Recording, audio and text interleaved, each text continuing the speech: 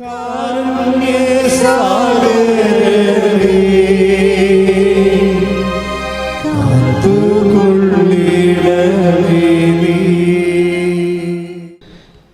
ഉടമ്പടിയുടെ ഒരു പ്രധാനപ്പെട്ട ഒരു അനുഭവമാണ് ടൈം ഷോർട്ടണിങ്. ടൈം ഷോർട്ടണിങ് എന്ന് പറയുന്നത് എന്താ? സമയ ചുരുക്കം. അപ്പോൾ സമയ ചുരുക്കം തന്നെ അല്ല, ലൈറ്റ് വെയ്റ്റനിങ് എന്ന് പറഞ്ഞൊരു പ്രതിഭാസമുണ്ട്. ലൈറ്റ് വെയ്റ്റനിങ് എന്ന് വെച്ച് കഴിഞ്ഞാൽ ഇതിൻ്റെ ഭാരം കുറഞ്ഞു വരിക. ഈ ടൈം ഷോർട്ടണിങ് എന്ന് പറയുന്ന സമയ ചുരുക്കവും ലൈറ്റ് വെയ്റ്റനിങ് എന്ന് പറയുന്ന ഭാരക്കുറവും ഉടമ്പടിയുടെ ഒരു വലിയ അനുഭവമാണ്. ഭാരമെന്ന് ഇപ്പോൾ കഴിഞ്ഞ ദിവസങ്ങൾ എന്താ പറഞ്ഞത്? ഒരു സാക്ഷ്യം എന്ന് പറയണത് അവർക്ക് എൻ്റെ കലിബറുണ്ട്, അവർ മെറിറ്റോറിയസ് ആണ്, അതുകൊണ്ട് അവരവരിൽ തന്നെ വിശ്വസിച്ചുകൊണ്ട് അവർ IELTS എഴുതുകയാണ്. പക്ഷേ അത് 3 ഫ്ലോപ്പായിപ്പോയി. പിന്നെ അവർക്കത് ഭാരപ്പെട്ട ഒരു വിഷയമായി മാറി. ഭാരപ്പെട്ട വിഷയം എന്ന് പറയണത് നമുക്കറിയാം. ഇപ്പോൾ ചില വീടുകളിലൊക്കെ ഉള്ള ഏറ്റവും വലിയ പ്രശ്നം എന്താ? അവർക്ക് വീട് വെക്കാൻ പറ്റണില്ല. എന്താ വീട് വെക്കാൻ പറ്റാത്തത്? അവരുടെ പേരിൽ സ്ഥലമില്ല. എന്താ സ്ഥലമില്ലാത്തത്? ഭാഗോടമ്പടി ചെയ്തിട്ടില്ല. എന്താ ഭാഗോടമ്പടി ചെയ്യാത്തത്? മുന്നാധാരമില്ല. ഇങ്ങനെ കുറേ പ്രശ്നങ്ങളാണ്. അപ്പോൾ വർഷങ്ങളായിട്ട് അപ്പൂപ്പന്മാരുടെ കാലം മുതലേ മുന്നാധാരമില്ലാതെ തറവാടിൻ്റെ പൊതു സ്വത്തായിട്ട് കിടക്കണമ്പോൾ നമ്മൾക്ക് അവിടെ വീട് വെക്കാൻ പറ്റത്തില്ല. നിന്ന് താമസിക്കുന്ന വീട് നമ്മൾ താമസിച്ച് ഉറഞ്ഞ് താഴെ വീഴുന്നതല്ലാതെ ഒന്നും ചെയ്യാൻ പറ്റത്തില്ല. മെയിൻ്റനൻസ് ചെയ്ത് കഴിഞ്ഞാൽ ഉടനെ അടുത്ത അവകാശം കൊണ്ട് കേസ് കൊടുക്കും. അതാണ് പ്രശ്നം. മെയിൻ്റനൻസ് പോലും തൊടാൻ പറ്റത്തില്ല. ഇതാണ് ഭാരപ്പെട്ടെന്ന സംഭവം. ഈ ഭാരപ്പെട്ട വിഷയം ഉടമ്പടി എടുക്കുമ്പോൾ വെറും 45 ഡേയ്സിനുള്ളിൽ ഇത് ലഘുവായിട്ട് തന്നെ കാണാം. ലഘുവായിട്ട് വന്നത് കാണാം. അതാണ് ഈ ലൈറ്റ് വെയ്റ്റനിങ് എന്ന് പറയണത്. ഇതുപോലെ തന്നെയാണ് അവർക്ക് ഇപ്പോൾ കഴിഞ്ഞ ദിവസങ്ങളിലൊരു സാക്ഷ്യം എന്ന് പറയണത് മകളുടെ സുകുമാരൻ്റെ മുരട് മൂർക്കം പാമ്പിൻ്റെ ഇടയിലൂടെ സുകുമാരൻ്റെ അമ്മയുടെ കരഗ്രഹിച്ചുള്ള സുകുമാരൻ്റെ ആത്മീയ യാത്രയെന്ന് പറഞ്ഞൊരു സാക്ഷ്യമുണ്ട്. എൻ്റെ അമ്മയെ ഇട്ടപ്പോൾ തന്നെ ഇപ്പോൾ 1 ലക്ഷത്തോളം അടുത്തായി. അതെന്താ കാര്യം? മുരട് മൂർക്കം പാമ്പ് ഇതിൻ്റെ ഇടയിലൂടെ പരിശുദ്ധ അമ്മയുടെ കരം ഗ്രഹിച്ചുള്ള സുകുമാരൻ്റെ ആത്മീയ യാത്ര. എന്താ അവരുടെ വിഷയം? എന്താ അതിൻ്റെ വിഷയം എന്ന് പറയണത്? അയാളുടെ അദ്ദേഹത്തിൻ്റെ മകൾ MBBS സ്റ്റുഡൻ്റാണ്. അപ്പോൾ MBBS സ്റ്റുഡൻ്റായ, പക്ഷേ എന്താ പ്രോബ്ലം എന്ന് വെച്ച് കഴിഞ്ഞാൽ ഇവളുടെ സബ്ജക്റ്റ് വൈസ് ഒക്കെ ക്യാച്ച് ചെയ്യാൻ പറ്റണില്ല. അത് ഭാരമാണ്. നമ്മൾ സംസാരിക്കുന്നത് ലൈറ്റ് വെയ്റ്റനിങ്ങിനെ കുറിച്ചാണ്. അതായത് ലഘുത്വം, ഭാരലഘുത്വത്തെക്കുറിച്ച് സംസാരിക്കേണ്ടത്. ഉടമ്പടിയുടെ ഒരു പ്രധാനപ്പെട്ട ഇഫക്റ്റാണ് ഈ ഭാരലഘുത്വം. ആ സുകുമാരൻ്റെ സാക്ഷ്യം അത് ഭയങ്കര സാക്ഷ്യമാണ്. എന്ന് വെച്ച് കഴിഞ്ഞാൽ അവരെന്നാ ചെയ്തെന്ന് വെച്ചാൽ മകൾ അവിടുന്ന് ഇട്ടിട്ട് പോന്നു. ഹോസ്റ്റലിൽ നിൽക്കാൻ പറ്റാത്ത രീതിയിൽ പഠനം കണ്ടിന്യൂ ചെയ്യാൻ പറ്റണില്ല. അതൊരു ഡിപ്രഷൻ മോഡിലായിപ്പോയി ആൾ. നമുക്കറിയാം ഒത്തിരിയേറെ ഡിപ്രഷനുള്ള ആൾക്കാർ ഇവിടെ വരും. അതിൻ്റെ അവർക്കുള്ള കപ്പാസിറ്റികളൊക്കെ കൂടുതലാണ് അവർക്ക് അഭിമുഖീകരിക്കേണ്ടി വരുന്ന ജീവിത ഉത്തരവാദിത്വം. അങ്ങനെ വരുമ്പോൾ ചിലർ ഡിപ്രസ്ഡ് മോഡലാവും. കാര്യം ഒന്നും ചെയ്യാൻ പറ്റത്തില്ല. നമ്മൾ അവസാദമെന്ന് പറയും. ഭാരം മനസ്സിന് താങ്ങാൻ പറ്റാത്ത രീതിയിലാവുമ്പോൾ അവിടുന്ന് സാധാരണ മനുഷ്യൻ ചെയ്യണത് എന്താ? അവിടുന്ന് ഒന്നെങ്കിൽ കൂട് വിട്ടു പോരും. അതിന് ആത്മഹത്യ എന്നാണ് പറയണത്. ചില ആൾക്കാർ നാട് വിട്ടു പോയി കളയും. വീട്ടിൽ കടം കയറിയൊക്കെ കഴിഞ്ഞാൽ ആൾക്കാർ പോയി കളയത്തില്ലേ, അതിന് നാട് വിട്ടു പോകും. ആത്മഹത്യ ചെയ്തതിനെ കൂട് വിട്ടു പോകും. ഈ ഡിപ്രഷൻ നിസ്സാര കാര്യമല്ല. താങ്ങാൻ പറ്റത്തില്ലെന്ന് ഒരാൾക്ക് തോന്നിക്കഴിഞ്ഞാൽ പിന്നെ അവർ ഉടനെ അവിടുന്ന് ഒഴിവെടുത്തിട്ട് ചിലപ്പോഴവർ വിശ്വാസമില്ലാത്തവരുടെ ആത്മഹത്യ ചെയ്യും. അല്ലാത്തവർ രാജ്യം വിട്ടുപോകും. അല്ലാത്തൊരു വട്ടായിട്ട് തന്നെ തുടരും. വട്ടായിട്ട് തുടരണം. വീട്ടിൽ തന്നെ ഉണ്ടാകും, പക്ഷേ വട്ടായി പോകും. വട്ടായിട്ട് തുടരുന്നതിൻ്റെ ഉദ്ദേശം എന്ന് വെച്ച് കഴിഞ്ഞാൽ പിന്നെ അവരാരും ആക്രമിക്കത്തില്ല. കടക്കാർ വന്നാലും വെളിവില്ലാത്ത മനുഷ്യരോട് എന്ത് സംസാരിക്കാനാണ്? ഭാര്യക്കാണെങ്കിൽ പോലും കുടുംബത്തിൽ പൈസ ഇല്ല എന്നുണ്ടെങ്കിൽ മകളുടെ ഹോസ്റ്റൽ ഫീസ് ഇല്ലെങ്കിൽ മാനസിക രോഗമുള്ള ആളോട് എന്ത് സംസാരിക്കാനാണ്? അപ്പോൾ അതിൽ നിന്ന് ഒളിച്ചോടാൻ വേണ്ടി സ്വയമായിട്ടൊരു മനുഷ്യൻ കണ്ടുപിടിക്കുന്ന മാർഗമാണ് ചില സൈക്കോസിസായിട്ട് വരുന്ന രോഗങ്ങൾ. എല്ലാം അങ്ങനെയാണെന്നൊന്നും ഞാൻ പറയണില്ല. ചിലതെല്ലാം ഇതുപോലെ ഫ്ലീയിങ് ആയിട്ടുള്ള ടെൻഡൻസിയാണ്. ഒന്നെങ്കിൽ വീട്ടിൽ തന്നെ അവർ മനസ്സ് വിട്ടു പോകും, വീട്ടിൽ തന്നെ ഉണ്ടാകും, അല്ലെങ്കിൽ വീട് വിട്ടു പോകും, അല്ലെങ്കിൽ രാജ്യം വിട്ടു പോകും. ഇങ്ങനെ ഒരു വ്യത്യസ്തമായ, അതാണ് ഈ ഡിപ്രഷൻ എന്ന്. അപ്പോൾ ഈ ഭാരം ചികിത്സിക്കപ്പെടേണ്ട ഒരു വിഷയമാണ്. ഭാരമെന്ന് പറയുന്നത്, മനസ്സിൻ്റെ ഭാരം ശരിക്കും ചികിത്സിക്കപ്പെടേണ്ട വിഷയമാണ്. അത് ഡൈക്കാർഡിന മോർഫിനെ കഴിച്ചിങ്ങനെ മയങ്ങിയിരുന്നത് കൊണ്ടൊന്നും അതൊക്കെ കണ്ണിപ്പൊടിയിടാനേ പറ്റത്തുള്ളൂ. അത് ഡയറക്റ്റ്. അതുകൊണ്ടാണ് ഈശോ പറയണത്, അധ്വാനിക്കുന്നവനെ, ഭാരം വഹിക്കുന്നവനെ, നിങ്ങൾ എൻ്റെ അടുത്ത് വരിക, ഞാൻ എന്ത് ചെയ്യും? ഞാൻ നിങ്ങളെ ആശ്വസിപ്പിക്കാം. എന്താ കാരണം? ഞാൻ ശാന്തശീലനാണ്, പിന്നെന്താണ്? വിനീത ഹൃദയനാണ്. എന്ത് ചെയ്യണം? നിങ്ങൾ എന്നിൽ നിന്ന് പഠിക്കണം. അപ്പോൾ വ്യഗ്രത കാണിക്കരുത്. ഉടനെ വണ്ടിയുടെ അകത്ത് കിടന്ന് ഓടാൻ നോക്കരുത്. ഉടനെ വണ്ടിയുടെ അകത്ത് കിടന്ന് ഓടി വണ്ടിക്ക് മുമ്പ് എത്താൻ വേണ്ടി വ്യഗ്രത കാണിക്കരുത്. നിങ്ങൾ എന്നിൽ നിന്ന് പഠിക്കണമെന്നാണ് പറയണത്. ക്രിസ്തുവിൽ നിന്ന് പഠിക്കാൻ വേണ്ടത് വെച്ചാൽ എല്ലാ വിഷയങ്ങൾക്കും അതിൻ്റേതായിട്ടുള്ള കാലികമായിട്ടുള്ള സൊല്യൂഷൻസ് ഉണ്ടാകും. അതുവരെ യു മസ്റ്റ് വെയിറ്റ്. അച്ഛൻ പറഞ്ഞാൽ മനസ്സിലായില്ലേ? ഈശോയിൽ നിന്ന് പഠിക്കുക എന്ന് വെച്ച് കഴിഞ്ഞാൽ ഈശോയുടെ ഒരു സമീപന രീതിയുണ്ട് വിഷയങ്ങളോടുള്ള. നമ്മൾക്ക് ആ വിഷയം അപ്പം തന്നെ പരിഹരിക്കണമെന്നാണ് നിങ്ങൾ പറയണത്. ചില വിഷയം അപ്പം തന്നെ പരിഹരിക്കാൻ പറ്റത്തില്ല. വെയിറ്റ് ആൻഡ് സീ ആണ് ചില വിഷയങ്ങൾ. ഇപ്പം തന്നെ ഉദാഹരണത്തിന് take the word of God 11:28 Mathai ശ്ലീഹ ശ്രുതിക്കട്ടെ. അധ്വാനിക്കുന്നവരും ഭാരം വഹിക്കുന്നവരുമായ നിങ്ങളെല്ലാവരും എൻ്റെ അടുക്കൽ വരുവിൻ. അപ്പോൾ എല്ലാവരെയും വിളിച്ചിരിക്കുകയാണ്, എല്ലാ ജാതിക്കാരെയും വിളിച്ചിട്ടുണ്ട്, ക്രിസ്ത്യൻസിനെ മാത്രമല്ല. മനസ്സിലായില്ലേ? ഈശോയുടെ വചനത്തിൻ്റെ ഒക്കെ രീതി, അഡ്രസ്സിങ് ഭയങ്കരമാണ്. പബ്ലിക് അഡ്രസ്സിങ് ആണ്. പിന്നെ ഇത്തിരി കടിക്കട്ടുകായിട്ടുള്ള കാര്യങ്ങൾ പറയുകയാണെങ്കിൽ ഈശോ ശിഷ്യന്മാർ അത് മനസ്സിലാക്കാൻ പറ്റുന്ന രീതിയിൽ ശിഷ്യന്മാരോട് മാത്രം പറയും. അത് രഹസ്യമായിട്ടേ പറയത്തുള്ളൂ. അത് ബൈബിളിൽ അതുണ്ട്. പക്ഷേ പൊതുകാര്യങ്ങൾ, പൊതുജീവിതത്തിലെ കാര്യങ്ങൾ ഓപ്പൺ ഫോറത്തിലാണ് ഈശോ സംസാരിക്കുന്നത്.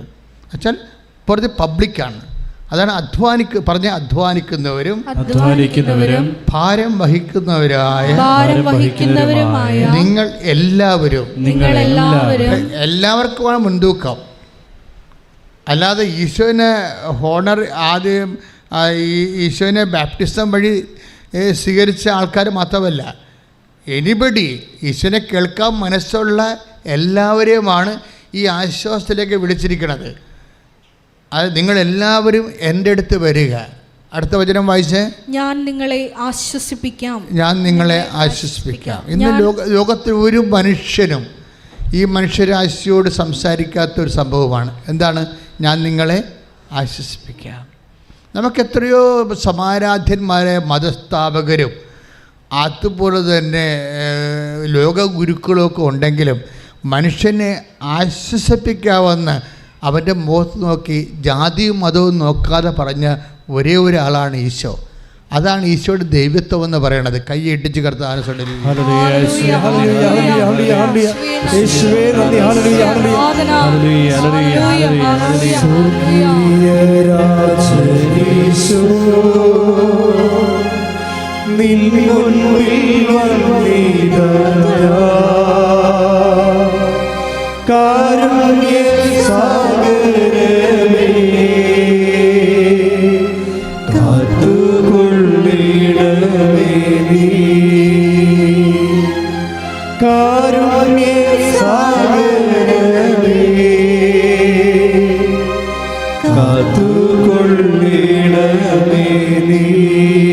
പരിശുദ്ധ പരമദിവ്യകാരുണ്യത്തിന് ഒരു കാര്യം എനിക്ക് നിങ്ങളോട് കൈകൂപ്പി അപേക്ഷിക്കാനുണ്ട്. അതായത് നമ്മൾ പാടിയാലും പ്രാർത്ഥിച്ചാലും ഇതിലെല്ലാം നമുക്ക് ദൈവസ്നേഹം ഫീൽ ചെയ്യാതെ പാടുകയും പ്രാർത്ഥിക്കുകയും ചെയ്യാം.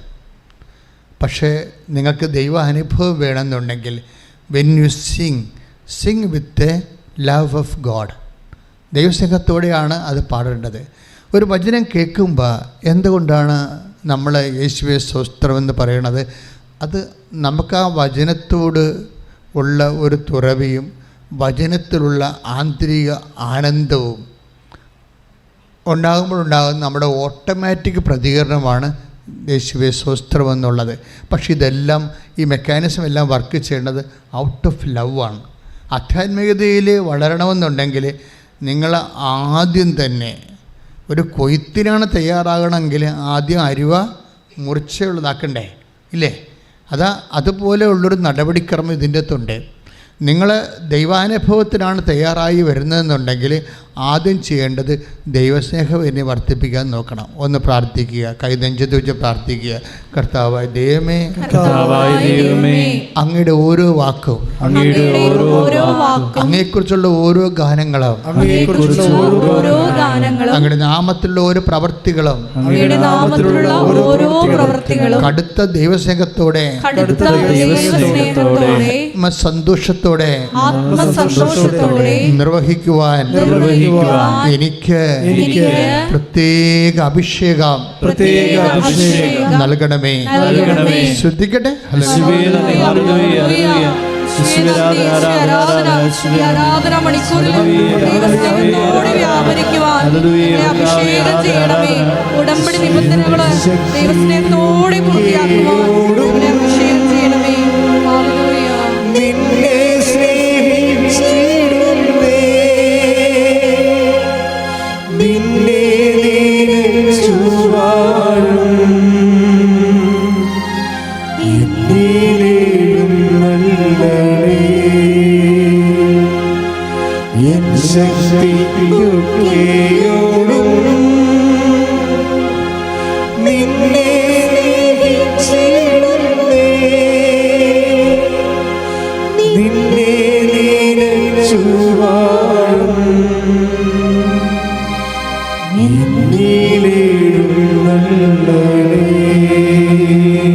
പരിശുദ്ധ പരമ ദിവ്യകാരുണ്യത്തിന്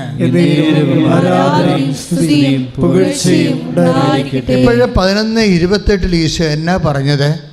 നമുക്ക് സ്വസ്ഥത ഉണ്ടാകാൻ, ഡിപ്രഷൻ ഉണ്ടാവാതിരിക്കാൻ ഈശോ എന്നാ പറഞ്ഞത്?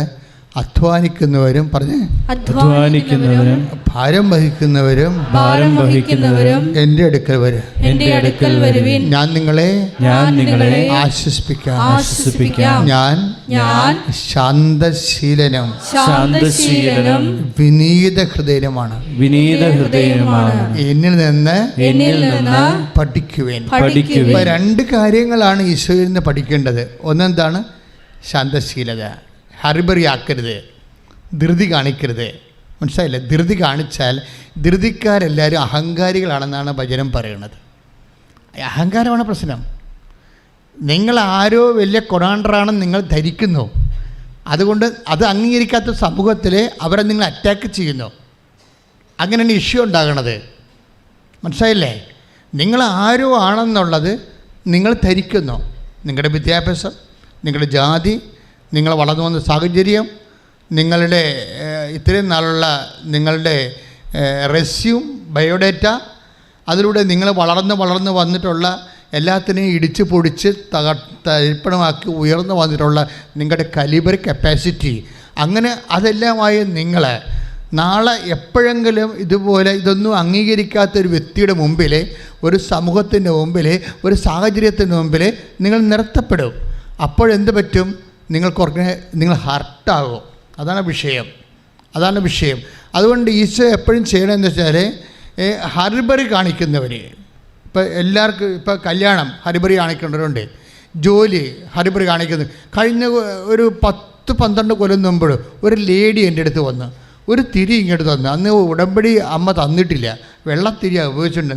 ഒരു തിരി വന്ന് വെച്ച് തന്ന. എനിക്കവളെ പരിചയമുള്ള എൻ്റെ നാട്ടുകാരത്തെ ആയതുകൊണ്ട് ഞാൻ പിന്നെ ഒന്നും പറഞ്ഞില്ല. ഞാൻ എന്താ വെച്ചാൽ പരിചയമുള്ള ആളല്ലേ, അടുപ്പമുള്ള ആളെ. അപ്പം ഞാൻ എന്തടിയാന്ന് ചോദിച്ചു. അപ്പോൾ പറഞ്ഞു, ഇത് വെഞ്ചരിച്ചാൽ എനിക്കിപ്പോൾ ജോലി വേണമെന്ന് പറഞ്ഞു. ഇത് വെഞ്ചരിച്ചാൽ എനിക്കിപ്പോൾ ജോലി വേണമെന്ന് പറഞ്ഞു. എന്താ പറ്റിയ? അവിടെ TTC BEd കഴിഞ്ഞ് ഇറങ്ങിയതേ ഉള്ളൂ. അപ്പം തന്നെ അവൾ സ്കൂളിൽ കയറണമെന്ന്. അതിന് ഒരു തിരിയും പിടിച്ച് ദൈവത്തിനെ ഭീഷണിപ്പെടുത്താൻ ഇറങ്ങിയിരിക്കുക. അതാണ് പ്രശ്നം. ഞാനത് വെഞ്ചരിച്ച് കൊടുത്തൊക്കെ ജോലി കിട്ടി. പക്ഷെ ഞാൻ അവളുടെ ഒരു കാര്യം പറഞ്ഞു, ഈ മോഡ് നീ ആവർത്തിക്കരുത്. ഈ മോഡ്, ഈ രീതിയിലുള്ള നിൻ്റെ ഈ എന്താണ് ഇപ്പം തന്നെ പിടിച്ചാൽ എല്ലാം പിടിച്ചടക്കാൻ വേണ്ടിയുള്ള ഈ വ്യഗ്രതയില്ലേ, ഇത് ആവർത്തിക്കരുത്. അറ്റാക്ക് വരെ ഉണ്ടാകും കുറച്ച് കഴിയുമ്പോൾ. കാര്യം ഈ ജീവിതം അങ്ങനെയല്ല, സാഹചര്യങ്ങൾ അങ്ങനെയല്ല. എപ്പോഴെങ്കിലും ഒരു സംഭവം നടന്നു എന്ന് പറഞ്ഞ് അതേ മോഡിൽ നിങ്ങൾ ദൈവത്തിനെ എപ്പോഴും അളക്കരുത്. അങ്ങനെ വന്നാൽ ഇന്നല്ലെങ്കിൽ നാളെ ദൈവം നിങ്ങളുടെ കൈവിട്ടു പോകും. എന്താ കാര്യം എന്ന് വെച്ച് കഴിഞ്ഞാൽ ദൈവത്തിൻ്റെ രീതിയല്ല നിങ്ങളുടേത്. എന്താ പ്രശ്നം വെച്ചാൽ നിങ്ങളിൽ നല്ലൊരു ശതമാനം അഹങ്കാരമുണ്ട്. ധൃതി കാണിക്കുന്നവരിൽ എന്താ ഉള്ളത്? പരിശുദ്ധാത്മാവ് പ്രവർത്തിക്കാത്ത അഹങ്കാരമുണ്ട്. വലിയ കാര്യങ്ങൾ ദൈവത്തിന് ചെയ്യാൻ പറ്റത്തില്ല. ചെറിയ വല്ല പണി കിട്ടണമൊക്കെ നടന്നു ജോലി കിട്ടും. വലിയ കാര്യങ്ങൾ ദൈവം ഉദ്ദേശിച്ചിട്ടുണ്ടെങ്കിൽ ചെയ്യാൻ പറ്റത്തില്ല ധൃതിക്കാർക്ക്. അതെന്താ കാര്യം വെച്ച് കഴിഞ്ഞാൽ ഈ ഈശോ എന്താ പറഞ്ഞത്? ഞാൻ ശാന്തശീലനാണ്, പിന്നെന്താണ്? വിനീത ഹൃദയനാണ്. ഈ വിനീത ഹൃദയം ഉണ്ടായാൽ മാത്രമേ വലിയ കാര്യങ്ങൾ ചെയ്യാൻ പറ്റത്തുള്ളൂ. അതാണ് മരിയ സ്പിരിച്വാലിറ്റി. അതാണ് ലൂക്ക 1:49. ശ്രുതികട്ടെ ഹല്ലേലൂയ ഹല്ലേലൂയ ഹല്ലേലൂയ. യേശുവേ നന്ദി, ആരാധന ആരാധന ആരാധന. ഹല്ലേലൂയ യേശുവേ നന്ദി, കർത്താവേ സ്തോത്രം. യേശുവേ ആരാധന ആരാധന ആരാധന ആരാധന. ഹല്ലേലൂയ ഹല്ലേലൂയ. 49 ലൂക്ക 1:49. ശക്തനായവൻ എനിക്ക് വലിയ കാര്യങ്ങൾ ചെയ്തിരിക്കുന്നു, അവിടുത്തെ നാമം പരിശുദ്ധമാണ്. അതൊക്കെ ഒന്ന് 48 വായിച്ചേ. അവിടുന്ന് തൻ്റെ ദാസിയുടെ താഴ്മയെ കടാക്ഷിച്ചു. അതാണ് സംഭവം. അത് വലിയ കാര്യങ്ങളും മേജർ ഡ്യൂട്ടി വിഷയം. ഉടമ്പടിയെ സംബന്ധിച്ചിടത്തോളം മേജർ ഡ്യൂട്ടിയാണ് ഉള്ളത്. ചെറിയ കാര്യങ്ങൾ ചെയ്യണമെങ്കിൽ വല്ല നൊവേനം കൂടി നിങ്ങളുടെ നാട്ടിൽ തന്നെയാണുള്ള സംവിധാനമുണ്ട്. ആലപ്പുഴ വരേണ്ട ഒരു കാര്യമില്ല. ഉടമ്പടി നമ്മൾ എടുക്കുന്നത് മേജർ ഡ്യൂട്ടി ചെയ്യാൻ വേണ്ടിയാണ്, വലിയ കാര്യങ്ങൾക്ക് വേണ്ടിയാണ്. അപ്പോൾ വലിയ കാര്യങ്ങൾ ചെയ്യുമ്പോൾ എപ്പോഴും ഈ ലൂക്ക 1:48 നോക്കണം. എന്താണ്? ശക്തനായവൻ പറഞ്ഞേ, ശക്തനായവൻ എനിക്ക് വലിയ കാര്യങ്ങൾ ചെയ്തിരിക്കുന്നു. അതെങ്ങനെയാണ് ശക്തൻ വലിയ കാര്യങ്ങൾ ചെയ്തത്? അവിടുന്ന് പറഞ്ഞേ, തന്റെ ദാസിയുടെ വിനീതാവസ്ഥ. വിനീതാവസ്ഥയ്ക്ക് അഹങ്കാരമില്ല, ധൃതിയില്ല. മനസ്സിലായില്ലേ? കർത്താവ് അനുവദിക്കുമ്പോൾ കർത്താവ് നല്ലതേ അനുവദിക്കത്തുള്ളൂ. ഞാൻ കർത്താവിൻ്റെ മനസ്സ് വരെ വെയിറ്റ് ചെയ്യും. ചെറിയ കാര്യം, അതായത് എപ്പോഴും നമ്മൾ ശ്രദ്ധിക്കുക, നിങ്ങൾ ധൃതിക്കാരാണ്, ഓടുന്ന വണ്ടിയുടെ അകത്ത് കിടന്ന് ഓടി വണ്ടിക്ക് മുമ്പ് എത്താൻ നോക്കുന്ന ആൾക്കാരാണ് എന്ന് വെച്ചാൽ ബേസിക്കായിട്ട് നിങ്ങൾ കോമ്പറ്റീറ്റീവ് ആണെന്ന് എൻ്റെ അർത്ഥം. മനസ്സിലായില്ലേ? കോമ്പറ്റീറ്റീവ് ആണെന്ന്. നിങ്ങൾ ധൃതി കാണിക്കുന്നവരുടെ ഉള്ളിൽ എപ്പോഴും ഒരു മത്സരം ഉണ്ടാകും. അതുകൊണ്ട് ബൈബിൾ എന്താ പറയണത്? 2 ഫിലിപ്പി 2:3. ശ്രുതികട്ടെ ഹല്ലേലൂയ ഹല്ലേലൂയ ഹല്ലേലൂയ ഹല്ലേലൂയ. യേശുവേ ആരാധന ആരാധന ആരാധന. ഹല്ലേലൂയ ഹല്ലേലൂയ. യേശുവേ നന്ദി, കർത്താവേ നന്ദി. ഹല്ലേലൂയ. ഫിലിപ്പി 2:3. മാത്സര്യമോ വ്യർത്ഥാഭിമാനമോ മൂലം നിങ്ങൾ ഒന്നും ചെയ്യരുത്. അതാ പ്രശ്നം. ഇപ്പം ധൃതി കാണിക്കുന്നതിൽ 2 കാര്യങ്ങളുണ്ടാവും. ഒന്നെന്താണ്? മാത്സര്യം ഉണ്ടാവും. രണ്ടാമത്തെ എന്താണ്? വ്യർത്ഥാഭിമാനം. അവനേക്കാൾ നേരത്തെ എനിക്ക് ജോലി വേണം, അതാണ് ഒരു. അവരെക്കാൾ നേരത്തെ എനിക്ക് കാറ് വാങ്ങിക്കണം, അവരെക്കാൾ നേരത്തെ എനിക്ക് വീട് വെക്കണം. ഇതാണ് വിഷയം. ഇത് ഉള്ളിലുള്ളത് കൊണ്ടാണ് ധൃതി വരണത്. അതുകൊണ്ടാണ് ബൈബിള് പറയണത് ഫിലിപ്പി 2:3 എന്താ പറയണത്? മാത്സര്യമോ പറഞ്ഞേ, മാത്സര്യമോ പിന്നെ എന്താണ്? വ്യർത്ഥാഭിമാനമോ മൂലം. Meaningless esteem. വ്യർത്ഥാഭിമാനം, അഭിമാനമെന്നല്ല, ബൈബിൾ അതിനെ തിരിക്കുന്നുണ്ട്. വ്യർത്ഥാഭിമാനമെന്ന് എന്ന് വെച്ച് കഴിഞ്ഞാൽ ഒരു പ്രയോജനമില്ലാത്ത അഭിമാനം. മത്സര്യമുള്ള ആൾക്കാർക്ക് വ്യർത്ഥാഭിമാനം ഉണ്ടാവും. ഇപ്പം നിങ്ങളുടെ ആൻറ്റിയുടെ മകൾ കാനഡയിൽ പോകണമെന്ന് കേട്ടതേ ഉള്ളൂ, നിങ്ങളുടെ മനസ്സിൽ ഉടനെ വന്ന് അവളെക്കാൾ നേരത്തെ എനിക്ക് ഇംഗ്ലണ്ടിൽ പോകണമെന്ന്. തീർന്നില്ല പരിപാടി. നിങ്ങളുടെ കാര്യത്തിൽ തീരുമാനം. ഇത് വ്യർത്ഥാഭിമാനമാണ് സംഭവം. അതുകൊണ്ടാണ് ധൃതി കാണിക്കണത്. അതുകൊണ്ടാണ് ബൈബിൾ പറയണത് മാത്സര്യമോ പറഞ്ഞേ, മാത്സര്യമോ. ഫിലിപ്പി 2:3. മാത്സര്യമോ വ്യർത്ഥാഭിമാനവും മൂലം നിങ്ങൾ ഒന്നും ചെയ്യരുത്. അപ്പൊ ചില കാര്യങ്ങൾ ചെയ്യാം, ചില കാര്യങ്ങൾ ചെയ്യുന്നല്ല. You must not do anything എന്നാണ്. ഒന്നും ചെയ്യാൻ പാടില്ല. നിങ്ങൾ ദൈവ പൈതലാണെന്നുണ്ടെങ്കിൽ, ദൈവത്തിൻ്റെ മനസ്സിനാണ് പ്രാധാന്യമാണെന്നുണ്ടെങ്കിൽ, you will not do anything with spirit of competition. മത്സരം കൊണ്ട് നിങ്ങളൊന്നും ചെയ്യത്തില്ല.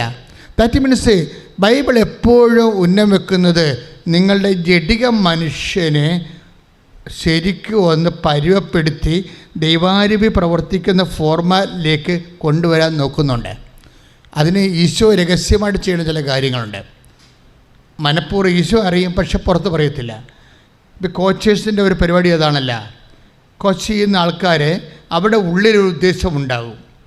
അവർക്കൊരു ടീച്ചിങ് ആയിട്ടുള്ള, ഇപ്പോൾ ടീച്ചേഴ്സിനെ അറിയാം, ഇപ്പോൾ പാഠഭാഗങ്ങൾ പഠിപ്പിക്കുമ്പോൾ ഇതുകൊണ്ട് അവരുദ്ദേശിക്കുന്ന ഈ പാഠം കൊണ്ട് കുട്ടികൾക്കുണ്ടാകേണ്ട ചില ലക്ഷ്യങ്ങളുണ്ട്. അത് കുട്ടികളോട് ചിലപ്പോൾ പറയത്തില്ല. അതിന് കരിക്കുലത്തിൻ്റെ ഒരു ഭാഗമാണ്.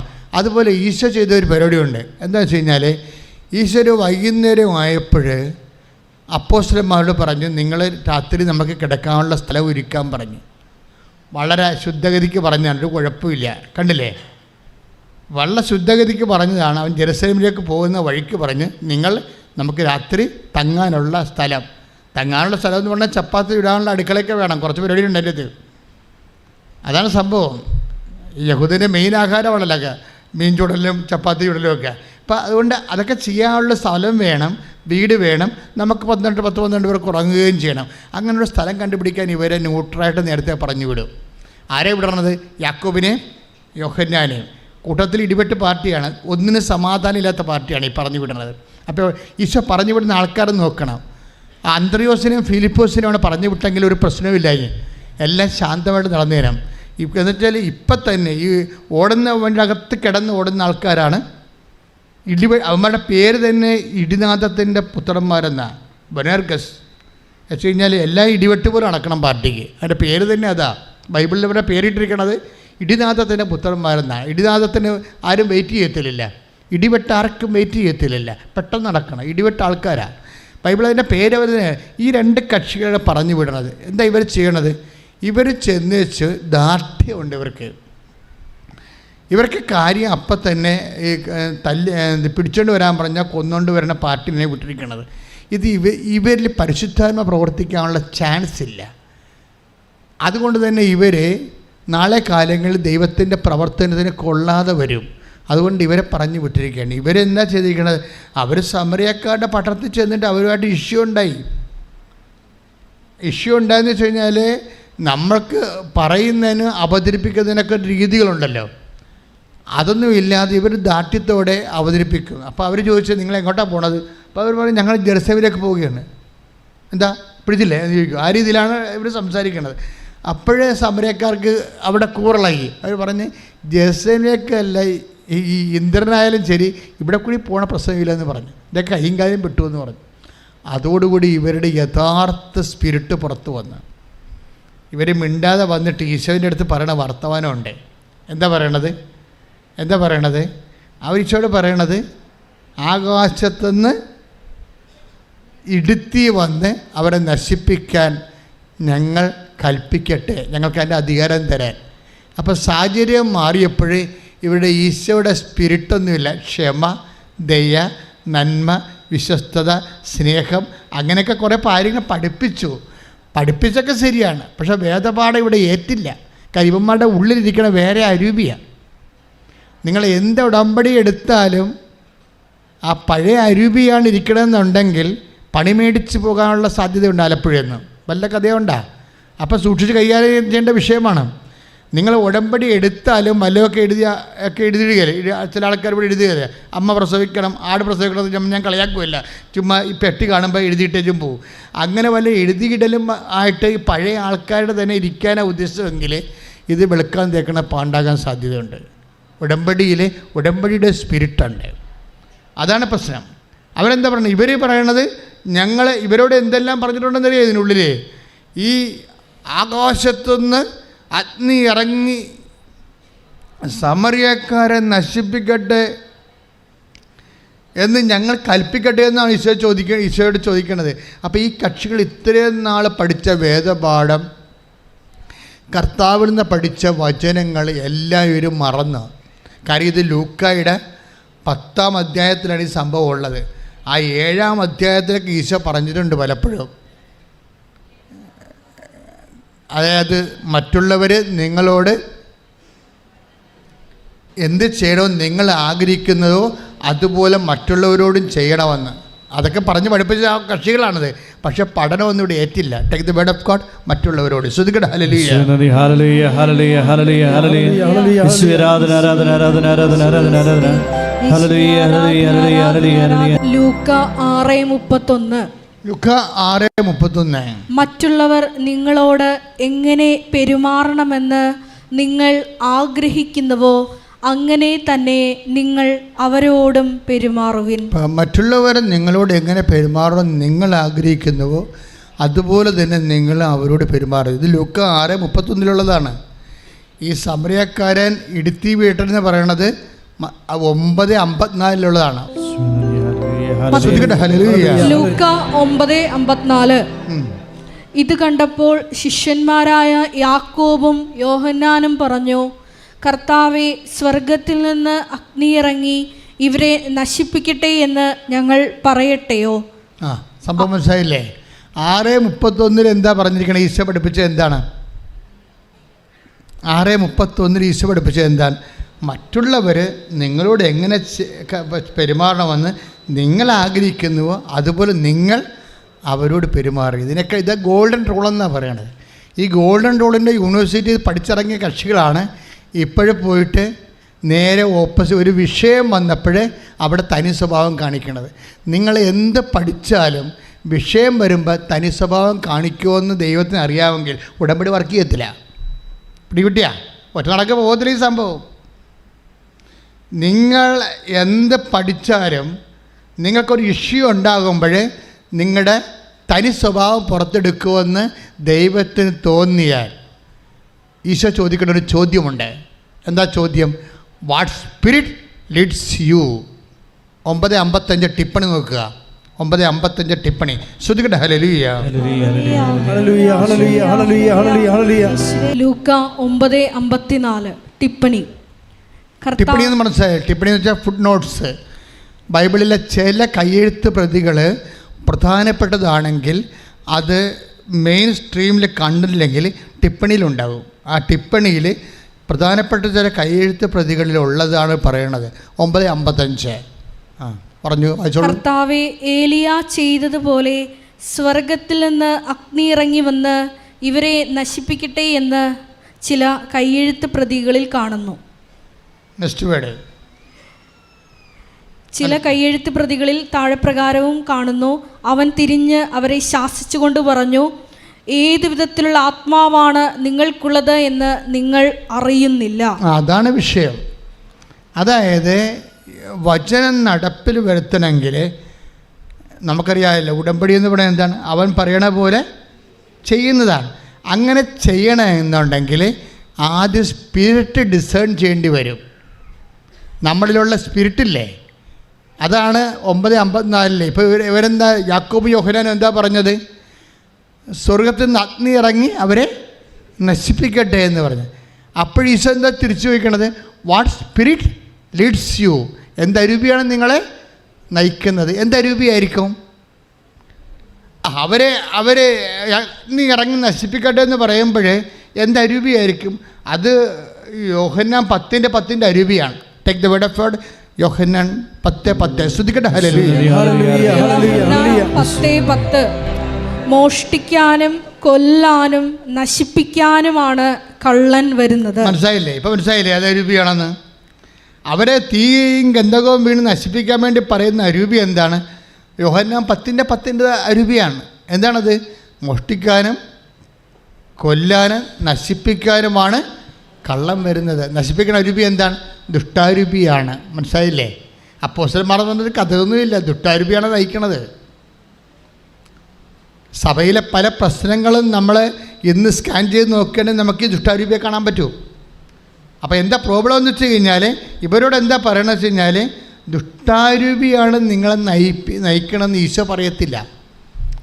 ഈശോ അതായത് ഭയങ്കര ടീച്ചറാണ്, ആത്മാവിൽ നിറഞ്ഞ ടീച്ചറാണ്. ആരെയും ബ്രാൻഡ് ചെയ്യത്തില്ല. You are leading by the evil spirit എന്ന് ഈശോ പറഞ്ഞില്ല. You must introspect. നിങ്ങളത് ആന്തരികമായിട്ട് ശോധന ചെയ്തെടുക്കണം. എന്ത് ചെയ്യണം? വാട്ട് സ്പിരിറ്റ് ലീഡ്സ് യു, എന്ത് അരൂപിയാണ് നിങ്ങളെ നയിക്കണമെന്ന്. ഇത് ഓരോരുത്തരുടെ ചുമതലയാണ്, വേറെ ആരും പറയേണ്ട ചുമതലയല്ല. നിങ്ങൾ ഓരോ പ്രവർത്തനങ്ങളിൽ നിന്ന് ഓരോ വ്യക്തിയും കണ്ടെടുക്കണം. ഉടമ്പടി ചെയ്യുമ്പോൾ അവൻ പറയണ പോലെയാണ് ചെയ്യേണ്ടതെങ്കിൽ അങ്ങനെ ചെയ്യണമെങ്കിൽ ചുമ്മാ ചെയ്യാൻ പറ്റത്തില്ല. 3 അരൂപിയുണ്ട്. ഏതരൂപിയാണ്? ദുഷ്ടാരൂപി, ലോകാരൂപി, ദൈവാരൂപി. പിടികിട്ടിയ? ക്ലിയർ അല്ലേ? അപ്പം നിങ്ങൾ അവൻ പറയണ പോലെ ചെയ്യാനനുസരിച്ചിട്ട് ചില ആൾക്കാർക്ക് ചെയ്യാൻ പറ്റണില്ലല്ലോ, രോഗികളെ കാണാൻ പറ്റണില്ലല്ലോ, ചില ആൾക്കാർ രോഗികളെ കുളിപ്പിക്കാൻ പറ്റണില്ലല്ലോ, ചിലർക്ക് ഭക്ഷണം കൊടുക്കാൻ പറ്റണില്ലല്ലോ, ചിലർക്ക് പത്രം പോലും കൊടുക്കാൻ പറ്റണില്ലല്ലോ. You are guided by the evil spirit. മനസ്സിലായില്ലേ? എന്നുവെച്ചാൽ അഹങ്കാരത്തിൻ്റെയും അതുപോലെ ഒരു മനുഷ്യരുടെ പേടിയുടെ അരൂപിയാണ് നിങ്ങൾ നയിക്കപ്പെടുന്നു. You are not liable to take covenant. നിങ്ങൾ ഉടമ്പെടുക്കാൻ ബാധ്യതയല്ല, യോഗ്യതയുമില്ല. You must understand by no means. ശ്രദ്ധിക്കട്ടെ. ഹല്ലേലൂയ. പരിശുദ്ധ പരമ ദിവ്യകാരുണ്യത്തിന്. അപ്പോൾ 9:55 അല്ലെങ്കിൽ 9:54 ലൂക്കാസ് വിശേഷത്തിന് ടിപ്പണിയിൽ ഈശോ ചോദിക്കുന്ന ചോദ്യമാണ്, വാട്ട് സ്പിരിറ്റ് ലീഡ്സ് യു, എന്തരൂപിയാണ് നിങ്ങളെ നയിക്കുന്നത്. ഉടമ്പടി അവൻ പറയണ പോലെ ചെയ്യണതാണ്. അപ്പോൾ ചെയ്യണമെന്നുണ്ടെങ്കിൽ പല അരൂപികളും നമുക്ക് ചെയ്യാൻ പറ്റും. ദുഷ്ടാരൂപി ചെയ്യാൻ പറ്റും, ലോകാരൂപി ചെയ്യാൻ പറ്റും. പല കാര്യങ്ങളിലും വന്നിരിക്കുന്ന മത്സരങ്ങളെല്ലാം മത്സരത്തിലാണ് നിങ്ങൾ ഉടമ്പടിയിൽ നിയോഗങ്ങൾ വെച്ചിരിക്കണമെങ്കിൽ അത് ലോകാരൂപിയിലാണ്, വർക്കൗട്ട് ചെയ്യത്തില്ല. മത്സരത്തിലാണ് നിങ്ങൾ ഒരു സ്ഥലം വിൽക്കാൻ പോകുമെന്ന് വിചാരിച്ചോ, സ്ഥലം വിൽക്കണമെന്ന് വിചാരിച്ചോ, അകലെ കിടക്കുന്ന സ്ഥലമാണ്, നമുക്കവിടെ പോയി നോക്കാനൊന്നും പറ്റത്തില്ല, നാട്ടുകാരെ കൈകേറുകയാണ്, അതൊക്കെ ശരിയാണ്, ആ പ്രശ്നങ്ങളെല്ലാം ശരിയാണ്, അതിനകത്ത് തെറ്റാണ്. പക്ഷേ നിങ്ങളത് വിൽക്കാൻ പോകുന്നത് എന്തിനാണ് വിൽക്കാൻ പോണത്? നിങ്ങൾ വിൽക്കാൻ പോകുന്നതിൻ്റെ കാരണം 2 കാര്യങ്ങളാണ്. ഒന്ന്, ഒരു നില കൂടി എടുക്കാൻ ഉദ്ദേശിക്കുന്ന വീടിന്, അത് കുഴപ്പമില്ല, മകളുടെ കല്യാണമാണ്, അതൊക്കെ പറഞ്ഞ് ദൈവം അനുവദിക്കും. പക്ഷേ അതിനുശേഷം നിങ്ങൾ കാറിൻ്റെ ബ്രാൻഡ് മാറ്റാൻ പോകുന്നു, അതും ചില സമയത്ത് ദൈവം അംഗീകരിക്കും. പക്ഷേ ഉദ്ദേശം എന്താണ്? മത്സരമാണ് എൻ്റെ ഉദ്ദേശമെങ്കിൽ പണി പാളാൻ സാധ്യതയുണ്ട്. അയൽവാസികളുടെയും ബന്ധുക്കളുടെയും കാറിനേക്കാൾ മേത്തരം കാറ് മേടിച്ചിട്ട് അവിടെ മേക്കെട്ട് കയറാനാണ് നിങ്ങളുടെ ഉദ്ദേശമെന്നുണ്ടെങ്കിൽ നിങ്ങൾ അടപ്പിൽ വെച്ച് വെള്ളമെടുത്ത് വാങ്ങി വെക്കേണ്ടി വരും. നടക്കത്തില്ല. കാര്യം അരൂപി വേറെയാണ്. അതാണ് ചോദ്യം. What spirit leads U. ചുമ്മാ അങ്ങനെ കൊണ്ടുവന്ന് കെട്ടിത്താത്തിയിട്ടൊരു കാര്യമില്ല. നിങ്ങളുടെ അരൂപി എന്താണ് നിങ്ങൾ അറിയണം. എന്താണ് നിങ്ങളുടെ ഉദ്ദേശം? നാട്ടുകാരുടെ മേക്കെട്ട് കയറാനാണ്, അവരെക്കാൾ വലിയ കേമത്വം നടിക്കാനാണ് ഉദ്ദേശം എന്നുണ്ടെങ്കിൽ അത് ഫിലിപ്പിയർ 2:3. മത്സര്യമോ വ്യർത്ഥാഭിമാനമോ മൂലം ഒന്നും ചെയ്യരുത്. കാര്യം എന്താണ്?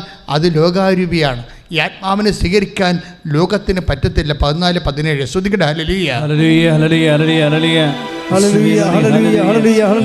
ഹല്ലേലൂയ. യേശുവേ നന്ദി. ഹല്ലേലൂയ. ഹല്ലേലൂയ. യോഹന്നാൻ 14:17. യോഹന്നാൻ 14:17. ഈ സത്യാത്മാവിനെ സ്വീകരിക്കാൻ ലോകത്തിന് സാധിക്കുകയില്ല.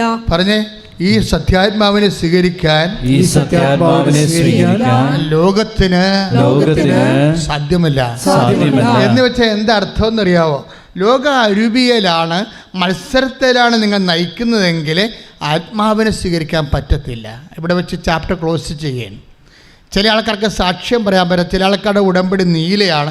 കുറേ നമുക്കറിയാമല്ലോ, ആദ്യത്തെ ഘട്ടത്തിൽ ഉടമ്പടി പച്ചയാണ്, 2ാമത്തെ വർഷം ഉടമ്പടി നീലയാണ്, 3ാമത്തെ വർഷം ഉടമ്പടി വെള്ളയാണ്, 4ാമത്തെ വർഷം ഉടമ്പടി ആഷ് കളറാണ്, മാതാവിൻ്റെ കളറാണ്. ഈ ആഷ് കളർ വരെ എത്തിയിട്ടും സാക്ഷ്യം പറയാൻ പറ്റുന്നില്ലെങ്കിൽ something is rotten somewhere else. എന്തോ ഒരു കുഴപ്പമുണ്ട്. അതാ വിഷയം. ഉടമ്പടിയുടെ കളർമാരുടെ കാര്യമില്ല, നിങ്ങളുടെ കളർ ആദ്യം മാറണം. മനസ്സിലായില്ലേ? അത് എവിടെയൊരു കുഴപ്പമുണ്ട്. ഇത്രയും നാളായിട്ട് ആ വിഷയത്തിൽ സമാധാനം ഇല്ലെന്നുണ്ടെങ്കിൽ ചില വിഷയങ്ങളെങ്കിലും അരൂപിയുടെ പ്രോബ്ലമാണ്. എന്താ കാര്യം? ഈ സത്യാത്മാവിനെ സ്വീകരിക്കാൻ, ഉടമ്പടി പ്രവർത്തിക്കുന്ന ആത്മാവിനെ സ്വീകരിക്കാൻ ലോകാരൂപിക്ക് ലോകത്തിന് സാധ്യമല്ല. 14:17. എന്താണ്? ലോക അരൂപിയാൽ നയിക്കപ്പെടുന്നവർക്ക് പരിശുദ്ധാത്മാവിൻ്റെ പ്രവർത്തനം കിട്ടാൻ സാധ്യതയില്ല. അതുകൊണ്ട് ആദ്യമേ ലോകാരൂപിയിലാണ് നയിക്കപ്പെടുന്നത് എന്ന് നിങ്ങൾക്ക് തോന്നുന്നുണ്ടെങ്കിൽ ആ ലോകാരൂപിയുടെ ബന്ധനങ്ങൾ ഞങ്ങൾ നിങ്ങളോട് പറയത്തില്ല, വ്യഭിചാരം ചെയ്യരുതെന്നും പറയത്തില്ല. പറഞ്ഞിട്ടുണ്ട്, എവിടെയെങ്കിലും പറഞ്ഞിട്ടുണ്ട്. പാപത്തെ ഞങ്ങൾ ഒരിക്കലും കൃപാസന ധ്യാനങ്ങളിൽ പാപത്തെ ഞങ്ങൾ ഗൺ പോയിൻ്റ് കൊണ്ടുവരത്തില്ല. പക്ഷേ ദൈവസ്നേഹത്തെ കൊണ്ടുവരും. എന്താ കാര്യം വെച്ച് കഴിഞ്ഞാൽ ഇരുട്ടിനെ നമ്മൾ പഴിക്കത്തില്ല, വെളിച്ചത്തിൻ്റെ എണ്ണം കൂട്ടിക്കൊടുക്കും. അതെൻ്റെ കുമ്പസാരത്തിൽ ഞാൻ അങ്ങനെ ഈ കഴിഞ്ഞ 36 കൊല്ലമാണ് ചെയ്തിരിക്കണത്. ആൾക്കാരെ പറഞ്ഞ് പാപം പറഞ്ഞ് പേടിപ്പിച്ച് കുറ്റബോധം ഉണ്ടാക്കി ചെമ്പരത്തിപ്പൂ വെച്ച് ഇവിടെ കൊടുത്ത് തുള്ളേണ്ട ആവശ്യമില്ല. ചില ധ്യാനഗ്രന്ഥത്തിലൊക്കെ മനുഷ്യൻ പോയപ്പോൾ വട്ടടിച്ച് വരുന്ന കാര്യം എന്താ? അവ ഇല്ലാത്ത പാപബോധമെല്ലാം കുത്തിക്കയറ്റി അതിനെ പ്രാന്താക്കി കളയും. നമ്മളങ്ങനെ പ്രാന്താക്കത്തില്ല. പക്ഷെ ഞങ്ങൾ ദൈവസ്നേഹത്തെക്കുറിച്ച് പറയുമ്പോൾ നിങ്ങൾ ദൈവസ്നേഹത്തെ അക്സെപ്റ്റ് ചെയ്യാൻ തയ്യാറാകണം. എന്താ കാര്യം എന്ന് വെച്ച് കഴിഞ്ഞാൽ ദൈവസ്നേഹം കുറയുന്ന അനുസരിച്ച് വെളിച്ചം കുറഞ്ഞാൽ, വെളിച്ചം കുറഞ്ഞ ഒരവസ്ഥയില്ല, ആ അവസ്ഥക്ക് ഇരുട്ടെന്ന പേര്. ക്ലിയർ അല്ലേ? വെളിച്ചം കുറഞ്ഞതെന്ന് പറഞ്ഞൊരവസ്ഥയില്ല, ആ അവസ്ഥയ്ക്കൊരു പേരെന്താണ്? It is darkness. അപ്പോൾ സിൻ അവിടെ ഉണ്ട്. അപ്പോൾ ഓട്ടോമാറ്റിക്കായിട്ട് നമ്മൾ ദൈവത്തിൻ്റെ സ്നേഹം നമ്മളിപ്പോൾ എന്തുകൊണ്ടാണ് അഭ്യാസങ്ങളുള്ളത് ഉടമ്പടിയിൽ? രോഗികളെ കാണുകയും പിന്നെ വസ്ത്രമില്ലാതെ വസ്ത്രം കൊടുക്കുകയും അതുപോലെ തന്നെ ഉപരിപ്രവർത്തനങ്ങൾ ചെയ്യുകയോ ഒക്കെ ചെയ്യുന്നതിൻ്റെ പിന്നിൽ എന്താ ഉദ്ദേശം? ദൈവസ്നേഹത്തെ ബൂസ്റ്റ് ചെയ്യുകയാണ്. നിങ്ങളിലുള്ള ദൈവസ്നേഹത്തെ ബൂസ്റ്റ് ചെയ്യുമ്പോൾ ഓട്ടോമാറ്റിക്കായിട്ട് നിങ്ങൾ എന്ത് ചെയ്യണം? ദൈവത്തെ സ്നേഹത്തെ ബൂസ്റ്റ് ചെയ്യുമ്പോഴുണ്ട് അതിൻ്റെ ഇഫക്റ്റായിട്ട് നിങ്ങളിലുള്ള ലോകാരൂപി സബ്സൈഡായി പോകണം. പക്ഷെ നിങ്ങൾ ദൈവസ്നേഹത്തിൻ്റെ പ്രവർത്തനങ്ങൾ ഓരോ കാര്യങ്ങൾ ചെയ്യുകയും ചെയ്യും. പണ്ടത്തെ വൈരാഗ്യം, വിദ്വേഷം, ചതി, അഹങ്കാരം, മുൻകോപം, കലഹം, ഭിന്നത, ഇങ്ങനെയുള്ള സംഭവങ്ങൾ നിലനിൽക്കുകയും ചെയ്യണമെങ്കിൽ വർക്കൗട്ട് ചെയ്യത്തില്ല. അതെന്താ വർക്കൗട്ട് ചെയ്യാത്തതെന്ന് വെച്ച് കഴിഞ്ഞാൽ നിങ്ങൾ ലോകാരൂപിയെ നയിക്കപ്പെടുന്നത് കൊണ്ട് തന്നെ ദൈവാരൂപിയുടെ പ്രവർത്തനങ്ങൾ അനുഭവവേദ്യമാകത്തില്ല. അപ്പോസ്തലന്മാരെന്താ പറഞ്ഞത്? അപ്പോസ്തലന്മാർ വന്നിട്ട് ഈശോയോട് എന്താ പറഞ്ഞത്? ഞങ്ങൾ അതായത് സ്വർഗത്തിൽ നിന്ന് അഗ്നി ഇറങ്ങി ഇവരെ നശിപ്പിക്കാൻ ഞങ്ങൾ കൽപ്പിക്കട്ടെ എന്നാണ്. ഈശോ തിരിച്ചു ചോദിച്ചത് എന്താണ്? You must discern what spirit leads U. നിങ്ങളെ വിവേചിച്ച് മനസ്സിലാക്കണം. എന്തരൂപിയാണ്? ദുഷ്ടാരൂപിയാണോ, ദൈവാരൂപിയാണോ, രോഗാരൂപിയാണോ നിങ്ങളെ നയിക്കണമെന്ന് നിങ്ങൾ തന്നെ ചിന്തിക്കണം. അത് ഉടമ്പടി എടുക്കുന്ന ഓരോരുത്തരും ചിന്തിക്കേണ്ടതാണ്. ഇത് നോൻപ് കാലമാണ്. നോൻപ് കാലം സഭ ആരംഭിച്ചിരിക്കുന്നത് കൊണ്ടാണ് പരിശുദ്ധാത്മാവ് അച്ഛനിലൂടെ ഈ രീതിയിൽ ആത്മാവിനെ കഴുകുന്ന വിഷയത്തിൽ സംസാരിക്കണം. നിങ്ങൾ തിരിച്ചറിയണം. നമ്മൾ നയിക്കുകയും പഠിപ്പിക്കുകയും ചെയ്യുന്ന പരിശുദ്ധാത്മാവിന് ഒരു കയ്യടി കൊടുക്കട്ടെ.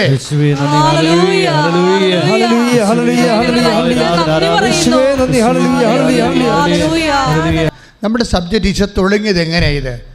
ഞാൻ തുടങ്ങിയതല്ല, ആ വചനം കർത്താവ് തന്നതാണ്. 11:28 കർത്താവ് തന്നതാണ്. എന്താണ്?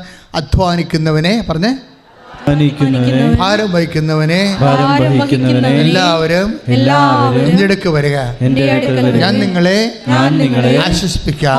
ഞാൻ ശാന്തശീലനും വിനീത ഹൃദയനുമാണ്. എന്നിൽ നിന്ന് പഠിക്കുവേൻ, നിങ്ങൾക്കപ്പോൾ ആശ്വാസം ലഭിക്കാം. ഈ ഡിപ്രഷന് എതിരെ വരുന്ന ദൈവത്തിൻ്റെ ചികിത്സ എന്താണ്? ആശ്വാസമാണ്. ആശ്വാസം എന്താണ്? എങ്ങനെ വരണത്? ആദ്യം തന്നെ മത്സരം ഒഴിവാക്കണം. പിന്നെ എന്താണ്? ശാന്തശീലനം ഉണ്ടാകണം. വെച്ചാൽ ശാന്തശീല ടൈം അനുവദിക്കണമെന്നർത്ഥം. ഓരോ വിഷയത്തിനും യു മസ്റ്റ് അതായത് സ്പെൻഡ് അതിൻ്റേതായിട്ടുള്ള ഒരു ടൈമുണ്ട്, അനുവദിക്കണം. നിങ്ങൾ മറ്റുള്ള കോമ്പറ്റീഷനിൽ മറ്റുള്ള വ്യക്തികളെ നിങ്ങൾ ടാർഗറ്റ് ചെയ്തിട്ട് അവരെക്കാൾ മുമ്പിൽ ഓടിയെത്താൻ വേണ്ടിയുള്ള ഒരു മിനിമം പ്രോഗ്രാമായിട്ട് നിങ്ങളുടെ ജീവിതവുമായിട്ട് ദൈവത്തിൻ്റെ അടുത്ത് വരരുത്. എന്നിൽ നിന്ന് പഠിക്കണം. ഇപ്പം എന്താ സംഭവിച്ചിരിക്കണത്? എന്താ സംഭവിച്ചതെന്ന് വെച്ചാൽ, ഇപ്പോൾ അപ്പോസ്തലന്മാർ സമറിയായി ചെന്നപ്പോൾ അവർ പറഞ്ഞു നിങ്ങളുടെ കൈയും കാലും വെട്ടും, ഈ വഴിക്ക് വിടത്തില്ല, ഗുരുവല്ല, ആരായാലും വിടത്തില്ലെന്ന് പറഞ്ഞു. അപ്പോൾ അവർക്ക് വിറഞ്ഞ് തുള്ളി അവർ തിരിച്ചു വന്ന് സ്വർഗത്തിൽ നിന്ന് അഗ്നി ഇറങ്ങാൻ പറഞ്ഞു. അപ്പോൾ ഈശോ പറഞ്ഞത് എന്താണ്? What spirit leads U. നിങ്ങൾക്ക് എന്ത് അരൂപിയാണ് നിങ്ങൾ നയിക്കണമെന്ന് നിങ്ങൾക്ക് അറിയത്തില്ലെന്ന് പറഞ്ഞു. അറിയത്തില്ലെന്ന് പറഞ്ഞിട്ട് എന്ത് ചെയ്ത്? 2 പേർക്ക് ഹീലിംഗ് ടൈം കൊടുത്തു. ഈശോയുടെ ആ സമീപനം നോക്കണം. ആ 2 കക്ഷികൾക്ക്, സമറിയക്കാർക്ക്, വടുതടി ആയുധത്തോടുകൂടി ഇവരെ വെട്ടിക്കൊല്ലാൻ വേണ്ടി നിൽക്കുന്ന സമറിയക്കാർക്കും സമറിയക്കാരുടെ മുമ്പിൽ ചെന്ന് പണി മേടിച്ച അപ്പോസ്തലന്മാരുടെ മാനസികാവസ്ഥയ്ക്കും ഹീലിംഗ് ടൈം കൊടുത്തു. എങ്ങനെ ഈശോ ഹീലിംഗ് കൊടുത്തത്? Take the word of God 9:54. ശ്രുതികട്ടെ. ഹല്ലേലൂയ ഹല്ലേലൂയ ഹല്ലേലൂയ ഹല്ലേലൂയ യേശുവേ ആരാധന ആരാധന ഹല്ലേലൂയ കർത്താവേ നന്ദി ആരാധന സ്തുതി സ്തോത്രം യേശുവേ ഹല്ലേലൂയ ഹല്ലേലൂയ യേശുവേ 9:54-55 വായിച്ചോളൂ. ലൂക്ക 9:54. ലൂക്ക 9:54. ഇത് കണ്ടപ്പോൾ ശിഷ്യന്മാരായ യാക്കോബും യോഹന്നാനും പറഞ്ഞു, കർത്താവെ, സ്വർഗത്തിൽ നിന്ന് അഗ്നി ഇറങ്ങി ഇവരെ നശിപ്പിക്കട്ടെ എന്ന് ഞങ്ങൾ പറയട്ടെയോ? ലൂക്ക 9:55. അവൻ തിരിഞ്ഞ് അവരെ ശാസിച്ചു. Next word of God. അവർ മറ്റൊരു ഗ്രാമത്തിലേക്ക് പോയി. അതാണ് പ്രശ്നം. ആ കേസ് എടുത്തില്ല. ആ വചനത്തിലുള്ള ഏറ്റവും വലിയ ന്യൂക്ലിയർ വചനം, അവൻ ഈ രണ്ടുപേരെയും ലീവ് ചെയ്തു. അപ്പോസ്തലന്മാർ ഡിമാൻഡ് ഒഴിവാക്കി, സമറിയക്കാരുടെ ഡിമാൻഡ് ഒഴിവാക്കി. അവനെന്ത് ചെയ്ത്? അവൻ മറ്റൊരു ഗ്രാമത്തിലേക്ക് പോയി. 2 കക്ഷികൾക്ക് ഹീലിംഗ് ടൈം കൊടുക്കുകയാണ്. 2 കക്ഷികൾക്ക്, സമറിയക്കാരും കുറച്ച് കഴിയുമ്പോൾ നന്നാകും. അതിൻ്റെ വിഷയം എന്താണ്? ഈ സമറിയക്കാരെ കുറച്ച് കഴിയുമ്പോൾ നന്നാകും. അവർക്ക് നന്നാകാനുള്ള സമയം കൊടുക്കുകയാണ്. അപ്പോസ്തലന്മാർ കൊടുത്തില്ലല്ലോ, അതല്ലേ പ്രശ്നം. ഈ അപ്പോസ്തലന്മാരും കുറച്ച് കഴിയുമ്പോൾ നന്നാകും. ടൈം കൊടുക്കണം. ചിലതിന് നമ്മൾ ടൈം അനുവദിക്കേണ്ടി വരും. ആ സമറിയക്കാരനെ തന്നെ ഈശോട് ഇത്തരെ വെട്ടിക്കൊല്ലും എന്നൊക്കെ പറഞ്ഞ സമറിയക്കാരെ, പക്ഷേ കർത്താവ് അടുത്ത ശ്വാസത്തിൽ കഥ പറയുന്നുണ്ട്. എന്തിൻ്റെ കഥയാണ് പറയണത്? ഒരുത്തൻ വന്ന് ഈശോയോട് ചോദിക്കും, നിത്യജീവൻ പ്രാപിക്കാൻ ഞാൻ എന്ത് ചെയ്യണം? അപ്പോൾ ഈശോ പറഞ്ഞ്, നിയമത്തിൽ എന്താ എഴുതിയിരിക്കണത്? അപ്പോൾ പറഞ്ഞു, നീ എല്ലാത്തിനും ഒരു ദൈവത്തെ സ്നേഹിക്കണം, നിന്നെപ്പോൾ നിൻ്റെ അയൽക്കാരനെ സ്നേഹിക്കണം, നീ പോയി അതുപോലെ ചെയ്യുക. അപ്പോൾ അത് തിരിച്ചു വന്ന് ചോദിച്ചിട്ട്, ആരാണ് അയൽക്കാരൻ? അപ്പോൾ കർത്താവ് കഥ പറയും. ആരാ കഥ പറയണത്? ഒരിക്കൽ ഒരു മനുഷ്യൻ ജെറുസലേമിൽ നിന്ന് ജെറീക്കോയിലേക്ക് പോവുകയാണ്. സമറിയായി കൂടി പോരെ, ജെറീക്കോയിലേക്ക് പോവുകയാണ്. അപ്പോൾ കള്ളന്മാരുടെ കയ്യിൽ അകപ്പെട്ടു. അപ്പോൾ അതിലൂടെ അകപ്പെട്ട് അവൻ അർത്ഥപ്പറനാക്കി തിരിച്ചു പോയി. അവൻ അതിൻ്റെ കൂടെ ഒരു പുരോഹിതൻ പോയി, ലേവായൻ പോയി, ആരും മൈൻഡ് ചെയ്തില്ല. പിന്നെ ആര് വന്നു? സമറിയക്കാരൻ വന്നു. ഏത് സമറിയക്കാരനാണിത്? അവരെ വഴിവിടാഞ്ഞ സമറിയക്കാരൻ ഇവിടെ അവൻ്റെ കഥയിലെ ഏറ്റവും വലിയ ഉപവിപ്രവർത്തനക്കാരനാണ്. അതാണ് ഈശോ, അതാണ് ദൈവം, അതാണ് ദൈവാരൂപി, അതാണ് ദൈവാരൂപി നയിക്കപ്പെടുന്നത്. റോമ 8:14. ശ്രുതികട്ടെ. ഹല്ലേലൂയ.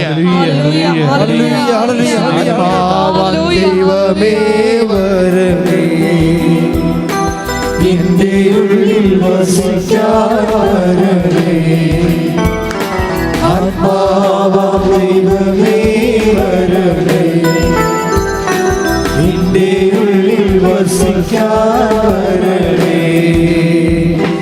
ദാഹിച്ചു നിന്നെ ഞാൻ തേടുന്നു, സ്വർഗ്ഗം തുറന്നിറങ്ങി നീ വരണേ. ദാഹിച്ചു നിന്നെ ഞാൻ തേടുന്നു, സ്വർഗ്ഗം തുറന്നിറങ്ങി നീ വരണേ. ആത്മാവാം ദൈവമേ വരണേ, എൻ്റെ ഉള്ളിൽ വസിക്കാൻ വരണേ. പരിശുദ്ധ പരമദിവ്യകാരുണ്യത്തിന് ആരാധനയും സ്തുതിയും പുകഴ്ചയും ഉണ്ടായിരിക്കട്ടെ. റോമ 8:14. ദൈവാത്മാവിനാൽ നയിക്കപ്പെടുന്നവരെല്ലാം ദൈവത്തിൻ്റെ പുത്രന്മാരാണ് എന്ന് പറഞ്ഞ്, ദൈവാത്മാവിനാൽ നയിക്കപ്പെടുന്നവരെല്ലാം ദൈവത്തിൻ്റെ പുത്രന്മാരാണ്. ഇത് കണ്ടില്ലേ? തന്നെ അഴിവിടത്തില്ല, തൻ്റെ അപ്പോസ്തലന്മാരുടെ കൈയും കാലും വെട്ടുവെന്നും സമറിയക്കാരനെ ഈ ലോകത്തെ ഏറ്റവും പരസ്നേഹത്തിൻ്റെ ഒരു വക്താക്കളായിട്ട് ഈശോ അടുത്ത ശ്വാസത്തിൽ തൻ്റെ കഥയിൽ പ്രതിഷ്ഠിക്കണമെങ്കിൽ അതെന്താണ്? ദൈവാത്മാവിനാൽ നയിക്കപ്പെടുകയാണ്. ഇതുപോലെ തന്നെയാണ് ഈശോയുടെ വചനം കേൾക്കുന്ന ഓരോ മക്കളും സ്പർദ്ധയിൽ, വൈരാഗ്യത്തിൽ, മത്സരത്തിൽ, ആക്രമണങ്ങളിലെല്ലാം ദൈവാത്മാവിനാൽ ലോകാരൂപി ശക്തപ്പെടുമ്പോഴേ, ദുഷ്ടാരൂപി ശക്തപ്പെടുമ്പോഴേ, നീയും ദുഷ്ടാരൂപിയുടെ വേഷം കെട്ടാതെ മറിച്ച് ദൈവാരൂപിയുടെ വേഷം കെട്ടാൻ വേണ്ടി, ദൈവാരൂപിയെ നയിക്കപ്പെടാൻ വേണ്ടി അതിശക്തമായി ഇടിനാദം പോലെ ശ്രദ്ധിക്കട്ടെ.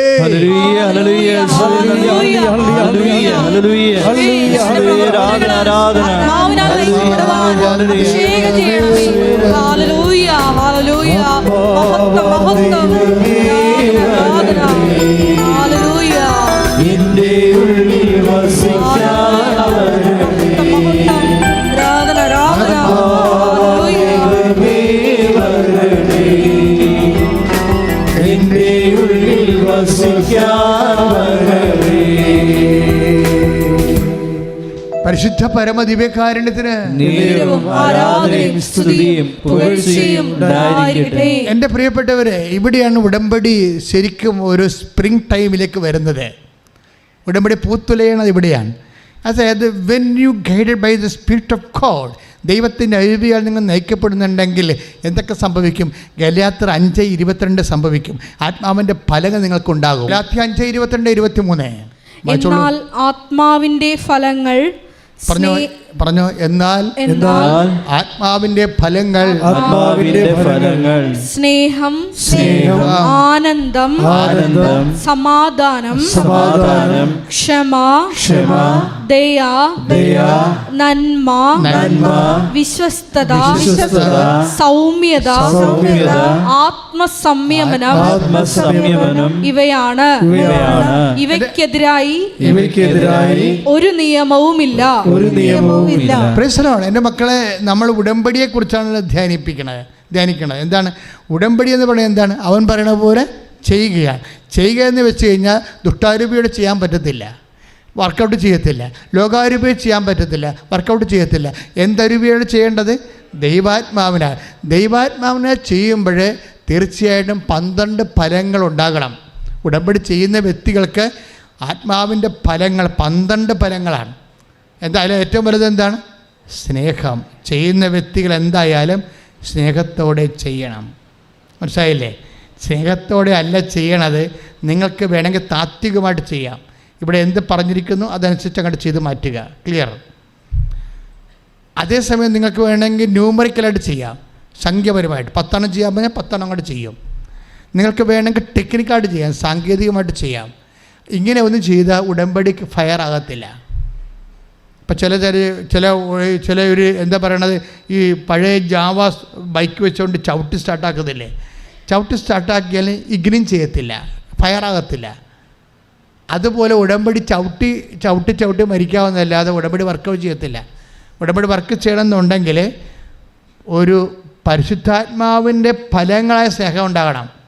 പരിശുദ്ധാത്മാവിൻ്റെ ഫലങ്ങൾ ഒന്ന് പ്രാർത്ഥിച്ച കർത്താവായ ദൈവമേ, അവൻ പറയണ പോലെ ചെയ്യുന്ന ഉടമ്പടി നടപ്പിൽ വരുത്താൻ സുവിശേഷവിഹിതമായ ആത്മാവിന്റെ ഫലങ്ങളായ ദൈവസ്നേഹത്താൽ എന്നെ നിറക്കണമേ.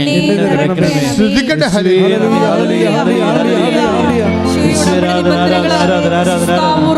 ദൈവസ്നേഹം നിറഞ്ഞു ചെയ്യുവാൻ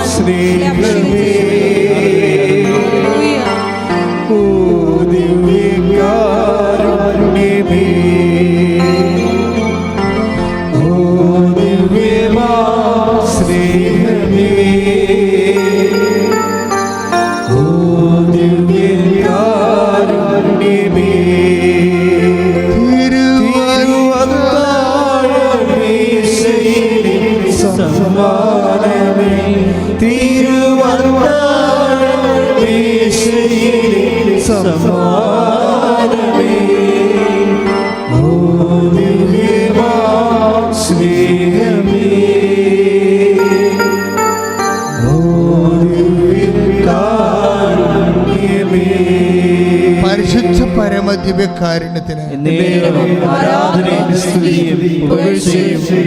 പരിശുദ്ധ പരമദിവ്യകാരുണ്യത്തിന് എൻ്റെ പ്രിയപ്പെട്ടവർ, നമ്മളെപ്പോഴും വന്നത് ആത്മാവിനാൽ. റോമ 8:14 അനുസരിച്ച് ദൈവാത്മാവ് നയിക്കപ്പെടുന്നവർ ദൈവത്തിൻ്റെ മക്കളാണെന്ന് പറഞ്ഞു. ദൈവാത്മാവ് നയിക്കപ്പെടുന്നവർക്ക് ദൈവത്തിൻ്റെ ഗലാത്യർ 5:22-23 അനുസരിച്ച് കൊണ്ട് ആത്മാവിൻ്റെ ഫലമുണ്ടാവുമെന്ന് പറഞ്ഞ് ആത്മാവിൻ്റെ ഫലങ്ങൾ ഒന്നാമത്തെ സ്നേഹമാണെന്ന് പറഞ്ഞു. ആ സ്നേഹത്താലാണ് ഉടമ്പടിയുടെ ചെയ്തികൾ സ്നേഹത്തിൽ അധിഷ്ഠിതമായിട്ടാണ് പോകേണ്ടത്. എന്താ കാര്യം എന്നറിയാമോ? ഈ നമ്മൾ ഉടമ്പടിയുടെ മെയിൻ സംഭവമാണ് ലൈറ്റ് വെയ്റ്റനിങ്, അല്ലേ? ലൈറ്റ് വെയ്റ്റനിങ്, അതുപോലെ തന്നെ ടൈം ഷോർട്ടനിങ്. ഇത് രണ്ടും സംഭവിക്കുന്നത് സ്നേഹത്തിലാണ്. ഉടമ്പടിയുടെ മെയിൻ സംഭവങ്ങൾ എന്താണ്? മേജർ ഡ്യൂട്ടി ചെയ്യും. രണ്ടാമത്തെ എന്താണ്? ലൈറ്റ് വെയ്റ്റനിങ് എന്ന് വെച്ച് കഴിഞ്ഞാൽ ഭാരക്കുറവ്, കുറഞ്ഞ വലിയ ഭാരമുള്ള വിഷയം നിസ്സാരമായിട്ട് നടക്കും. അതുപോലെ തന്നെ ടൈം ഷോർട്ടനിങ്, സമയച്ചുരുക്കം സംഭവിക്കും. പക്ഷേ സമയച്ചുരുക്കത്തിൻ്റെ ഉടമ്പടി പ്രോസസ്സും അതുപോലെ ലൈറ്റ് വെയ്റ്റനിങ് സംഭവിക്കുന്നത് ഔട്ട് ഓഫ് ലവ് ആണെന്ന് നമ്മൾ ഉൽപ്പത്തി പുസ്തകം വായിച്ചാൽ മനസ്സിലാകും. സ്നേഹത്തിലാണ് ഈ സമയം ചുരുങ്ങണത്, സ്നേഹത്തിലാണ് ലൈറ്റ് വെയ്റ്റനിങ് സംഭവിക്കുന്നത്. ഉൽപ്പത്തി പുസ്തകം 29:20. ശ്രദ്ധിക്കട്ടെ. ഹല്ലേലൂയ, ഹല്ലേലൂയ, ഹല്ലേലൂയ, ഹല്ലേലൂയ. ഉൽപ്പത്തി പുസ്തകം 29:20 രണ്ട് സബ്ജക്റ്റാണ് ഡീൽ ചെയ്യണത്. ഉടമ്പടി സംഭവിക്കുന്ന ലൈറ്റ് വെയ്റ്റനിങ് എന്ന് വെച്ച് കഴിഞ്ഞാൽ ഭാരക്കുറവ്, വലിയ ഭാരമുള്ള വിഷയങ്ങൾ ഈസിയായിട്ട് എങ്ങനെ സംഭവിക്കുന്നു, അതുപോലെ ടൈം ഷോർട്ടണിങ്, സമയച്ചുരുക്കം എങ്ങനെ സംഭവിക്കുന്നു, എന്താണ് എൻ്റെ കണ്ടൻറ്റ്, ഉടമ്പടിയിൽ എന്ത് കണ്ടൻറ്റ് ചേർക്കുമ്പോഴാണ് ലൈറ്റ് വെയ്റ്റനിങ് സംഭവിക്കുന്നത്, ഉടമ്പടി എന്ത് കണ്ടൻറ്റ് ചേർക്കുമ്പോഴാണ് സമയച്ചുരുക്കം ടൈം ഷോർട്ടണിങ് സംഭവിക്കുന്നത്. ഉൽപ്പത്തി 29:20. അങ്ങനെ റാഹേലിന് വേണ്ടി യാക്കോബ് 7 കൊല്ലം പണിയെടുത്തു. അവളോടുള്ള സ്നേഹം മൂലം ആ വർഷങ്ങൾ ഏതാനും നാളുകളായി അവന് തോന്നിയുള്ളൂ. ഇത് രണ്ടും ഒരേ സംഭവത്തിൽ കിടക്കുകയാണ്. ലൈറ്റ് വെയ്റ്റനിങ്ങും ടൈം ഷോർട്ടണിങ്ങും ഈ ഉൽപ്പത്തി പുസ്തകത്തിൻ്റെ 29:20 എന്താണ് സംഭവിച്ചിരിക്കുന്നത്? അതിൽ ലയയാണ് കല്യാണം കഴിച്ചത്. ആര്? യാക്കോബ് അല്ലേ? അപ്പോൾ പിന്നീട് ചേട്ടത്തിനാണ് കല്യാണം കഴിച്ചതെന്ന് ചോദിച്ചപ്പോൾ പുള്ളിക്ക് ഭയങ്കര ബുദ്ധിമുട്ടായി. അത് പിന്നെ ലാബാനോട് പറഞ്ഞു, ഞാൻ 7 കൊല്ലം കൂടി നിനക്ക് വർക്ക് ചെയ്തു തരാം. എനിക്ക് അന്നത്തെ കാലത്ത് നടപ്പാണ് കേട്ടോ. ഇന്നിപ്പോൾ ചെടുത്ത് കിട്ടിയ ആൾക്കാർ പോയി അനിയത്തെ പോയി കിട്ടാമെന്ന് നോക്കരുതേ. അന്നത്തെ കാലത്തെ രീതിയാണ്, സമൂഹ രീതിയാണ്. അപ്പോൾ സ്വാഭാവികമായിട്ട് നീ എൻ്റെ റാഹേലിനെ എനിക്ക് കല്യാണം കഴിപ്പിച്ചു തരാമെന്ന് പറഞ്ഞു. ആരും? യാക്കോബ് പറഞ്ഞു. അപ്പോൾ ഓക്കെ, അപ്പോൾ 7 കൊല്ലം പണി ചെയ്യാമെന്ന് പറഞ്ഞില്ല. പക്ഷേ എന്താ സംഭവിച്ചത്? 7 കൊല്ലം പണിയെന്ന് ചെയ്തെന്ന് വെച്ചാൽ, അതായത് ഈ ആട് വളർത്തലൊക്കെയാണ് പരിപാടിയേ. അതത്ര നിസ്സാര പരിപാടിയല്ല. രാവിലെ 6 മണി തുടങ്ങിയിട്ട് വൈകുന്നേരം 8 മണി വരെയുള്ള പ്രോഗ്രാമാണ്. ഇത് 7 കൊല്ലം ആ കക്ഷി ചെയ്തതാണ്. പക്ഷെ ഭജനം എന്താ പറയണത്? അവളോടുള്ള സ്നേഹത്തല്ല. അതായത് ആഹബ് എന്ന് പറഞ്ഞൊരു വാക്കുണ്ട് ബൈബിളിൽ. അതിലാണ് ഈ പരിശുദ്ധാത്മാവിൻ്റെ ഫലങ്ങൾ പറയുന്ന ആഹബിൽ. ആഹബ് എന്ന് പറയുന്ന ബൈബിൾ വാക്കാണ്. എന്ന് വെച്ച് കഴിഞ്ഞാൽ അത് ഹെബ്രായ വാക്കാണ്, ഹീബ്രു വാക്കാണ് ആഹബ്. ആഹബ് എന്ന് പറഞ്ഞാൽ സ്നേഹമാണ്. പക്ഷേ 2-3 തരം സ്നേഹമുണ്ട്. ഒന്ന് ദൈവത്തിന് നമ്മോടുള്ള സ്നേഹം, നമുക്ക് ദൈവത്തോടുള്ള സ്നേഹം, അതെല്ലാം ആഹബാണ്. പിന്നെ സെസ് എന്ന് പറഞ്ഞൊരു സ്നേഹമുണ്ട്, അത് ഹീബ്രു ആണ്. അത് ഉത്തമഗീതത്തിലെ വൈകാരിക പ്രണയ സ്നേഹമാണ്. പ്രണയ സ്നേഹത്തിന് സെസ് എന്നാണ് പറയണത്. ആഹബ് എന്ന് പറയണത് ദൈവത്തിന് നമ്മോടുള്ള സ്നേഹം, നമുക്ക് ദൈവത്തോടുള്ള സ്നേഹം. പിന്നെ എന്താ സംഭവിച്ചിരിക്കണത്? പിന്നെ ഒരു സ്നേഹം കൂടിയുണ്ട്. എന്ന് വെച്ച് കഴിഞ്ഞാൽ 2 വ്യക്തികൾ തമ്മിലുള്ള സ്നേഹം, അതിന് ആഹബാണ്. ഇസ്രായേലിൻ്റെ ഒരു പ്രത്യേകത, ദൈവത്തിൻ്റെ സ്നേഹം മനസ്സിലാക്കാൻ വേണ്ടിയാണ് ബൈബിൾ എഴുതിയിരിക്കുന്നത്, മനുഷ്യൻ്റെ സ്നേഹം മനസ്സിലാക്കാനല്ല. മനസ്സിലായില്ലേ? ദൈവത്തിന് നമ്മോടുള്ള സ്നേഹം തിരിച്ചറിയാൻ വേണ്ടിയാണ് ബൈബിൾ എഴുതിയിരിക്കുന്നത്. അതുകൊണ്ട് എന്ത് കഥ പറഞ്ഞാലും അതിൻ്റെയൊക്കെ ആന്തരികമായ ഒരു സ്പൈനൽ കോഡ് എന്ന് പറയുന്നത് ലവ് ഓഫ് ഗോഡാണ് സംഭവം. ഇപ്പോൾ എന്താ ഇവിടെ പറയണത്? ആഹബാണ്. ആർക്കുണ്ടായിരുന്നത്? യാക്കോബിന് റാഹേലിനോട് ആഹബ് ഉണ്ടായിരുന്നു, സ്നേഹമുണ്ടായിരുന്നു. അത് കാരണം എന്നാ സംഭവിച്ചിരിക്കണത്? സമയച്ചുരുക്കം സംഭവിച്ചെന്ന്. 7 വർഷം 7 ദിവസമായിട്ട് സംഭവിച്ചുള്ളൂ, അറിഞ്ഞുള്ളൂ. അതാണ് സമയം. അപ്പം സമയച്ചുരുക്കത്തിൻ്റെ കണ്ടൻറ്റ് എന്താണ്? ദൈവസ്നേഹമാണ്. മനസ്സിലായില്ലേ? ഇപ്പം നിങ്ങൾ ദൈവസ്നേഹമില്ലാതെ ഓരോ കാര്യം ചെയ്താൽ ഉടമ്പടി സമയച്ചുരുക്കം സംഭവിക്കത്തില്ല. അതുപോലെ ഭാരം, ലൈറ്റ് വെയ്റ്റിങ് സംഭവിക്കണത് എന്താണ്? 7 വർഷത്തെ കഠിനാധ്വാനമാണ് ആ മനുഷ്യന് ചുമ്മാ ഒരു പേപ്പർ വെയിറ്റ് പോലെ തോന്നിയത്. സിമ്പിളായിട്ട് തോന്നി. അധ്വാനിക്കുന്നതിനെ ഭാരം വഹിക്കുന്നവനെ നിങ്ങൾ എൻ്റെ അടുക്ക വരിക, ഞാൻ നിങ്ങളെ ആശ്വസിപ്പിക്കാം, ഞാൻ ശാന്തശീലനാണ്, വിനീത ഹൃദയനാണ്, എന്നിൽ നിന്ന് പഠിക്കാൻ പറയുമ്പോൾ കർത്താവിൻ്റെ സ്നേഹത്തിൽ നിറഞ്ഞ് കർത്താവിനെ നിങ്ങൾ സ്നേഹിച്ചുകൊണ്ടാണ് അവൻ പറയുന്ന പോലെ ചെയ്തിട്ടുണ്ടെങ്കിൽ തീർച്ചയായിട്ടും ദൈവത്തിന് നിൻ്റെ ഉടമ്പടിയിൽ ടൈം ഷോർട്ടണിങ്ങും ലൈറ്റ് വെയ്റ്റിങ്ങും സംഭവിച്ചിരിക്കും, സമയിച്ചിരിക്കും. അതുപോലെ ഭാരലഘുത്വം സംഭവിച്ചിരിക്കും. കൈയിട്ടിച്ച് കർത്താവ്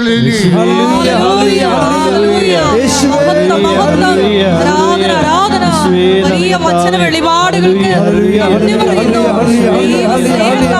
ഞങ്ങളുടെ ജീവിതം പുനഃക്രമീകരിക്കുവാൻ ഞങ്ങളെ അഭിഷേകം ചെയ്യണമേ.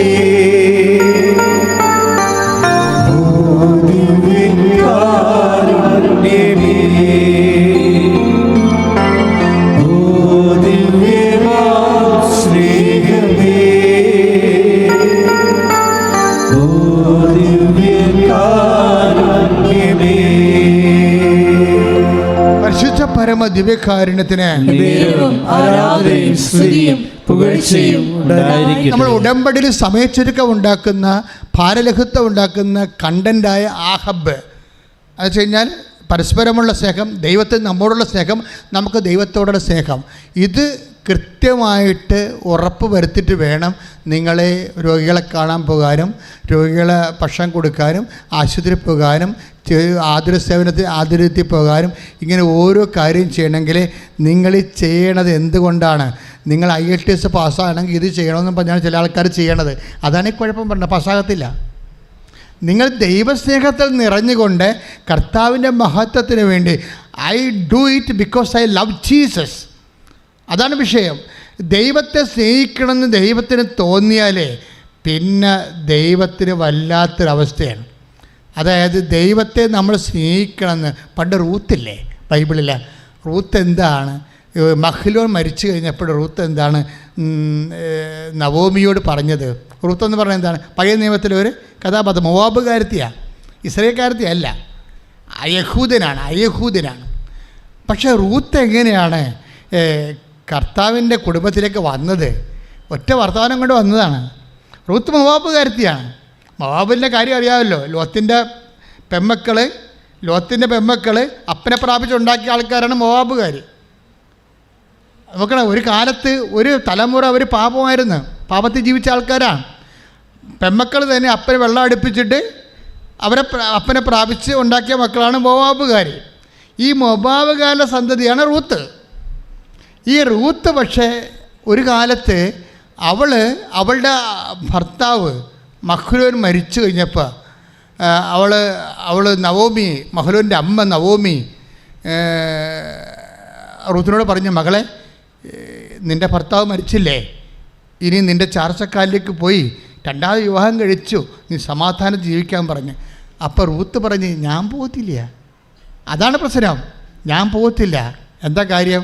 എൻ്റെ അമ്മ പോകുന്ന സ്ഥലത്ത് ഞാൻ പോകും, അമ്മ വസിക്കുന്നിടത്ത് ഞാൻ വസിക്കും, അമ്മ തിന്നണ ഭക്ഷണം ഞാൻ തിന്നും, അമ്മ എവിടെയാണ് വർക്ക് ചെയ്യണത് വസിക്കണം അവിടെ വസിക്കും.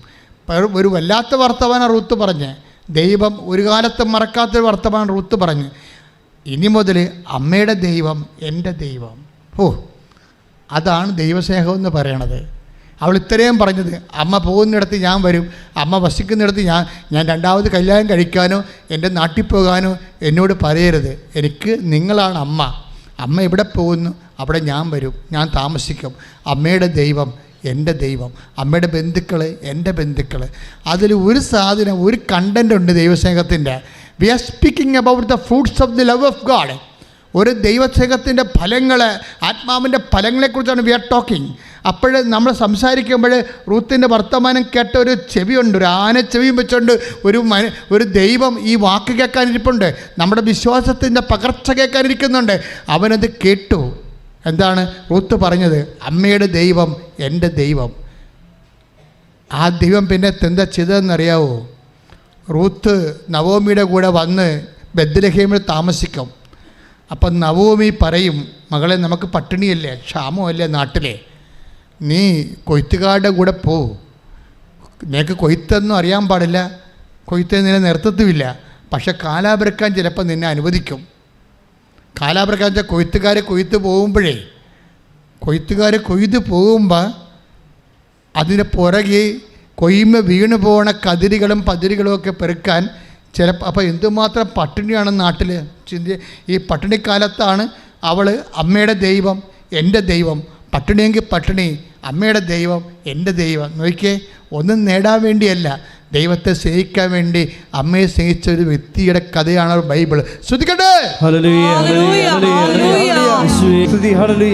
റൂത്ത് 1:16. റൂത്ത് പറഞ്ഞു, അമ്മയെ ഉപേക്ഷിക്കാനോ കൂടെ പോരാതിരിക്കാനോ എന്നോട് പറയരുത്. അമ്മ പോകുന്നിടത്ത് ഞാനും വരും, വസിക്കുന്നിടത്ത് ഞാനും വസിക്കും. അമ്മയുടെ ചാർച്ചക്കാർ എന്റെ ചാർച്ചക്കാരും അമ്മയുടെ ദൈവം എന്റെ ദൈവവുമായിരിക്കും.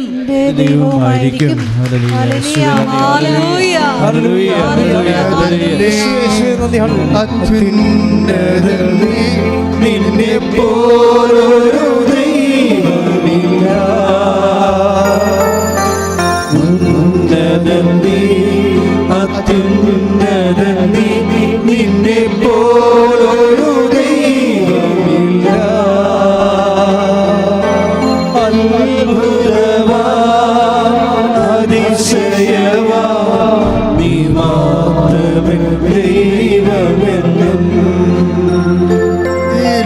റൂത്ത് 1:16 ഇവിടെ പ്രകടിപ്പിച്ചൊരു ദൈവസ്നേഹമില്ലേ? ഞാൻ പറഞ്ഞില്ലേ, ദൈവം ആനച്ചെവിയും കൊണ്ടിരിക്കുകയാണ് നിൻ്റെ വർത്തമാനം കേൾക്കാൻ. നീ ദൈവത്തെ സ്നേഹിക്കുന്നുവെന്ന് ദൈവത്തിന് ഒരിക്കൽ തോന്നിയാൽ പിന്നെ ഒരിക്കൽ നീ ആയിരിക്കത്തില്ല. ഇവിടെ എന്താ സംഭവിച്ചിരിക്കുന്നറിയാവോ? ഇനി ശേഷം റൂത്തിനെ നയിക്കുന്നത് ആരാണെന്നറിയാവോ? നവോമിയല്ല. അവൾ വിശ്വാസം പ്രഖ്യാപിച്ച് സ്നേഹം പ്രകടിപ്പിച്ച ദൈവമാണ്. അത് വായിക്കണമെങ്കിൽ റൂത്ത് 2:3 വായിച്ചേ. ശ്രദ്ധിക്കട്ടെ. റൂത്ത് 2:3. റൂത്ത് 2:3. അവൾ പറഞ്ഞു, പൊയ്ക്കൊള്ളുക. റൂത്ത് വയലിൽ ചെന്ന് കൊയ്ത്തുകാരുടെ പിറകെ കാലാപിറക്കി. എലിമലേക്കിന്റെ കുടുംബത്തിൽപ്പെട്ട ബോവാസിന്റെ വയലിലാണ് അവൾ എത്തിച്ചേർന്നത്. ഇത് നവോമി എത്തിച്ചതല്ല, ഇത് ആരാണെന്നറിയാം? ബോവാസിന്റെ വയലിൽ ഒന്ന് വായിച്ചേ. എലിമലേക്കിന്റെ കുടുംബത്തിൽപ്പെട്ട ബോവാസിന്റെ വയലിലാണ് അവൾ എത്തിച്ചേർന്നത്. എത്തിച്ചേർന്നതല്ലേ, എത്തിച്ചേർത്തതാ. അവിടെയാണ് പ്രശ്നം. അത് നവോമിയല്ല. അവളെ സ്നേഹിച്ചൊരു ദൈവമില്ലേ? ആ ദൈവത്തിനെ നീ സ്നേഹിക്കണ നിന്റെ ദൈവത്തിനറിയാം നീ എവിടെയാണ് എത്തിച്ചേരേണ്ടതെന്ന്. കൈയടിച്ച് കർത്താൻ. പരിശുദ്ധ പരമ ദിവ്യകാരുണ്യത്തിന് ഇത് ഇന്നത്തെ ധ്യാനത്തിൻ്റെ ഒരു മർമ്മമാണ്. രാവിലെ ഈശോ എന്നോട് പറഞ്ഞതാണ് ഇതൊക്കെ. അല്ല, ഇന്നലെ വരെ എനിക്കത് അറിയത്തില്ല. അതായത് നമ്മളെ ആരും എത്തിച്ചേർക്കുകയല്ല, നമ്മൾ എത്തിച്ചേരുകയില്ല. ഓട്ടോമാറ്റിക്കായിട്ട് നിൻ്റെ ദൈവം നിന്നെ എത്തിച്ചേർക്കുകയാണ്. നീ എത്തേണ്ട സ്ഥലം ദൈവം നിശ്ചയിച്ചിരിക്കുന്നു. ദൈവപൈതലെ, ദൈവത്തെ നീ സ്നേഹിക്കുക, ദൈവത്തെ നീ സ്നേഹിക്കുക. ശ്രദ്ധിക്കട്ടെ.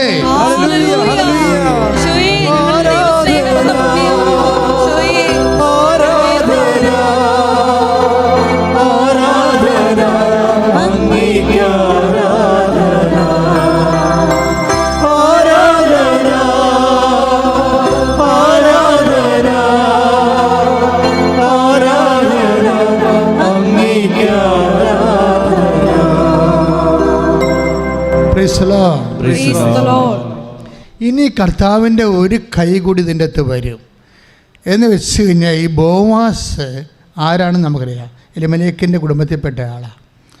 ഈ ബോവാസ് ആണ് റൂത്തിന്, മോവാബുകാരത്തെ റൂത്തിനെ ആ പാടശേഖരത്തിലാണ് ചെല്ലാൻ ദൈവം ഗൈഡ് ചെയ്തത്. എന്നിട്ട് ബോവാസിനെ കുറിച്ച് വന്ന് നവോമിയോട്, അമ്മായിയമ്മയോട് പറഞ്ഞു, ഇന്ന് ബോവാസിൻ്റെ പാടത്തിലാണ് ഞാൻ ചെന്നതെന്ന് പറയും. അപ്പോഴുടനെ നവോമിക്ക് കത്തും. ബോവാസ് നവോമിയുടെ ഒരു അകന്ന ബന്ധുവാണ്. അപ്പോൾ നവോമി പിന്നെ കുറച്ച് കാര്യങ്ങൾ പറയും. കാര്യം നവോമിക്ക് പരിശുദ്ധാത്മാവ് നിറഞ്ഞിട്ട് പറയും. നവോമി റൂത്തിനോട് പറയത്തില്ല, പക്ഷേ നവോമിക്ക് മനസ്സിലാകും ദൈവം എങ്ങോട്ടാണ് ഇവളെ കൊണ്ടുപോകുന്നതെന്ന്. അവസാനം ബോവാസിനെ കല്യാണം കഴിക്കാനുള്ള ഒരു ആഗ്രഹം നവോമി പറഞ്ഞിട്ട് റൂത്ത് പ്രകടിപ്പിക്കും. അപ്പോൾ ബോവാസ് പറയുന്ന ഒരു കാര്യമുണ്ട്, മകളെ എന്നാണ് വിളിക്കണേ. അപ്പോൾ അതൊരു അപ്പൻ്റെ പ്രായമുണ്ടെന്ന് അർത്ഥം. മനസ്സിലായില്ലേ? മകളെ എന്ന് വിളിക്കണേ. ബോവാസ് ആരാ? റൂത്തിന് പ്രായം കുറവാണ്. 10-20 വയസ്സേ ഉള്ളൂ. അയാൾക്ക് 10-60 വയസ്സുണ്ട്. അത് മകളെന്നാണ് വിളിക്കണം. അപ്പം തന്നെ മനസ്സിലാകണ്ടേ? ഇതിനകത്ത് കുറേ കാര്യങ്ങൾ ദൈവം നമ്മോട് പറയാതെ പറയുന്നുണ്ട്. മകളെ, നീ നല്ലവളാണ്, പക്ഷെ നിന്നെ സ്വീകരിക്കാൻ എന്നേക്കാൾ അവകാശമുള്ള ആൾക്കാർ നിൻ്റെ കുടുംബത്തിലുണ്ട്. അതാണ് എന്തൊരു ന്യായമായ ഒരു മനുഷ്യനാണ് അയാൾ. എന്താ പ്രസവജനം? മഹ്ലോൻ, ഇസ്രായേലിൻ്റെ നിയമം എന്താ വെച്ചാൽ, മഹ്ലോൻ ഈ നവോമിയുടെ മകനാണ്. മരിച്ചാൽ അവൻ്റെ വസ്തുക്കൾ കടത്തിപ്പോയതാണ്. അവൻ്റെ വൈഫിനെ സ്വീകരിക്കുന്നവൻ കടത്തിൽ നിന്ന് വസ്തുവിനെ വീണ്ടെടുക്കേണ്ടി വരും. ആ വസ്തുവിനെ വീണ്ടെടുക്കുന്നവർക്ക് മാത്രമേ അവൻ്റെ വൈഫിനെ കല്യാണം കഴിക്കാൻ പറ്റത്തുള്ളൂ. അപ്പോൾ അങ്ങനെ വരുമ്പോൾ ബോവാസ് പറയും, നിൻ്റെ കുടുംബത്തിലെ ഞാനല്ല അവകാശി, നിൻ്റെ അവകാശി, നിന്നെ സ്വീകരിക്കേണ്ട ആൾ വേറെയുണ്ട്. അവന് പറ്റത്തില്ലെന്ന് പറഞ്ഞാൽ മാത്രമേ രണ്ടാം അവകാശമായിട്ട് എനിക്ക് വരത്തുള്ളൂ. അതുകൊണ്ട് നീ ധൈര്യമായിട്ട് പോ. നാളെ പട്ടണത്തിലെ പ്രമാണിമാരെ വിളിച്ചു കൂട്ടിയിട്ട് ഈ ആളെ നിൻ്റെ അവകാശം, നിൻ്റെ മഹ്റൂൻ്റെ സ്ഥാനത്ത് അവൻ്റെ വസ്തു, കുടുംബത്തിൻ്റെ വസ്തുവല്ലേ, അത് വീണ്ടെടുക്കേണ്ടതാണ്, നഷ്ടപ്പെടാൻ പാടില്ല. അത് വീണ്ടെടുക്കേണ്ട ആളിന് അത് വീണ്ടെടുക്കാൻ പറ്റുമോ ഇല്ലയോ എന്ന് ചോദിക്കണം. ചോദിച്ച് ഉറപ്പ് വരുത്തണമെന്ന് പറയും. അങ്ങനെ ഉറപ്പ് വരുത്തുമ്പോൾ അയാളെ കണ്ടുപിടിക്കും. ബോസ് പിറ്റേ ദിവസം കണ്ടുപിടിക്കും. അയാളെ കണ്ടുപിടിക്കുമ്പോൾ അയാൾ പറയും, എനിക്ക് ബാധ്യതയൊക്കെ ഉണ്ട്, തന്നെയല്ല എൻ്റെ കുടുംബത്തിൻ്റെ അവകാശം പോകുന്ന ഒരു പരിപാടിയാണത്, അതുകൊണ്ട് ഞാൻ അതിന് തയ്യാറല്ലെന്ന് പറയും. അങ്ങനെയാണ് ബോവാസ് റൂത്തിനെ കല്യാണം കഴിക്കുകയും മഹ്റൂൻ്റെ വസ്തു പണം കൊടുത്ത് തിരിച്ചെടുക്കുകയും ചെയ്യുന്നത്. പക്ഷേ അതുകൊണ്ട് ആ വിഷയം അവസാനിക്കണില്ല. അമ്മയുടെ ദൈവം എൻ്റെ ദൈവം എന്ന് പറഞ്ഞ ഒറ്റ വാക്ക് കൊണ്ട് തന്നെ പിന്നീട് ദൈവം ഇവളെ അങ്ങ് മകളായിട്ട് അങ്ങോട്ട് ഏറ്റെടുക്കും. ആ ഒരു വാക്ക് നമ്മുടെ നാക്കുകൊണ്ട് എന്ത് പറയുന്നു, അപ്പോഴാണ് ദൈവം ആരാണെന്ന് നമ്മൾ മനസ്സിലാക്കണത്. ബോവാസ് റൂത്തുമായിട്ട് ഭാര്യ ഭർത്താക്കന്മാരുടെ നിലയിൽ അവർ സംയോജിച്ച് കഴിയുമ്പോൾ ബൈബിൾ പറയുന്നൊരു വാക്കുണ്ട്. ശ്രദ്ധിക്കട്ടെ. ഹല്ലേലൂയ.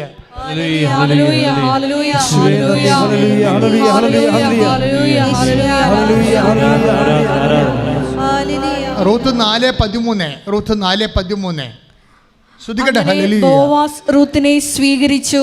ബോവാസ് റൂത്തിനെ സ്വീകരിച്ചു. അവൾ അവന്റെ ഭാര്യയായി. അവൻ അവളെ പ്രാപിച്ചു. കർത്താവിന്റെ അനുഗ്രഹത്താൽ ഇതാണ് പ്രശ്നം. അവൾ ഗർഭിണിയായി ഒരു പുത്രനെ പ്രസവിച്ചു. ഇവർക്ക് 60 വയസ്സും 60 കൂടി വയസ്സും ഇവർക്ക് 16 വയസ്സുമാണ്. ഇവിടെ എന്താ പ്രശ്നം? കുട്ടികളുണ്ടാകാൻ സാധ്യതയില്ല. കുട്ടികളുണ്ടാകാൻ സാധ്യതയില്ലെന്നുണ്ടെങ്കിലും അമ്മയുടെ ദൈവം എൻ്റെ ദൈവം എന്ന് പറഞ്ഞില്ലേ, വിശ്വാസം പ്രഖ്യാപിച്ചില്ലേ, അതുകൊണ്ടാണ് റൂത്ത് 4:13 പറയണത്. അവൻ അവളെ പ്രാപിച്ചു. പക്ഷേ അതിൻ്റെ പേരിൽ സ്വാഭാവികമായിട്ടുണ്ടായ ജൈവശാസ്ത്രപ്രകാരമുള്ള ജഡിക സന്തതിയല്ല ജനിച്ചിരിക്കണത്. ആരാ ജനിച്ചിരിക്കണത്? കർത്താവിൻ്റെ അനുഗ്രഹത്താൽ. പറഞ്ഞേ, വായിച്ചോളൂ. കർത്താവിന്റെ അനുഗ്രഹത്താൽ അവൾ ഗർഭിണിയായി. കർത്താവിന്റെ അനുഗ്രഹത്താൽ അവൾ ഗർഭിണിയായി ഒരു പുത്രനെ പ്രസവിച്ചു. ഇവിടെ എന്താണ് ഇന്ന് 28-26 വയസ്സുള്ള ആൾക്കാർ എന്തുകൊണ്ടാണ് 26 വയസ്സ് ആയിട്ട് മക്കളില്ല? പിന്നെ എന്താണ് ഉടമ്പടി എടുക്കുമ്പോൾ മക്കളുണ്ടാകണത്? ഇപ്പോൾ കഴിഞ്ഞ ദിവസത്തുള്ള സാക്ഷ്യം എന്താ? ഒറ്റ ലൈറ്റ് ക്യാൻഡലാണ് 12 കൊല്ലം മക്കൾ കഴിഞ്ഞവർക്ക് ഒറ്റ ലൈറ്റ് ക്യാൻഡലിന് എന്താണ് മക്കളുണ്ടാകണത്? അതെന്ന് വെച്ച് കഴിഞ്ഞാൽ നിങ്ങളുടെ പ്രായമോ, നിങ്ങൾക്ക് ബീജമുണ്ടോ, അണ്ടമുണ്ടോ, അല്ലെങ്കിൽ ഗർഭപാത്രം ചുരുങ്ങിയതാണോ വലുതാണോ, ഇതൊന്നും കർത്താവിന് പ്രശ്നമല്ല. നിങ്ങളുടെ പ്രായം കവിഞ്ഞവരാണ്, നിങ്ങളുടെ രണ്ടുപേരെയും പ്രായം കവിഞ്ഞതാണ്, ഇതൊന്നും വേദപുസ്തകം കാര്യമാക്കുന്നില്ല. കാര്യമാക്കണത് എന്താണ്? കർത്താവിൻ്റെ അനുഗ്രഹം നിങ്ങൾക്കുണ്ടോ? കർത്താവിൻ്റെ അനുഗ്രഹം ഉണ്ടാകണമെങ്കിൽ എന്ത് ചെയ്യണം?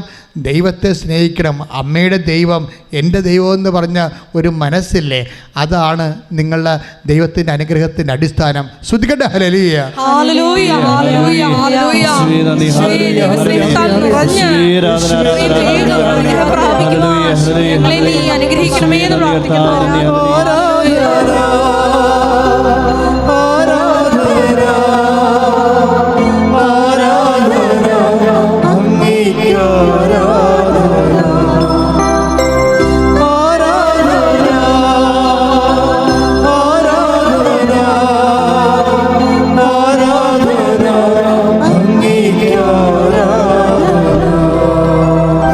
പരമദിവ്യകാരുണ്യത്തിന്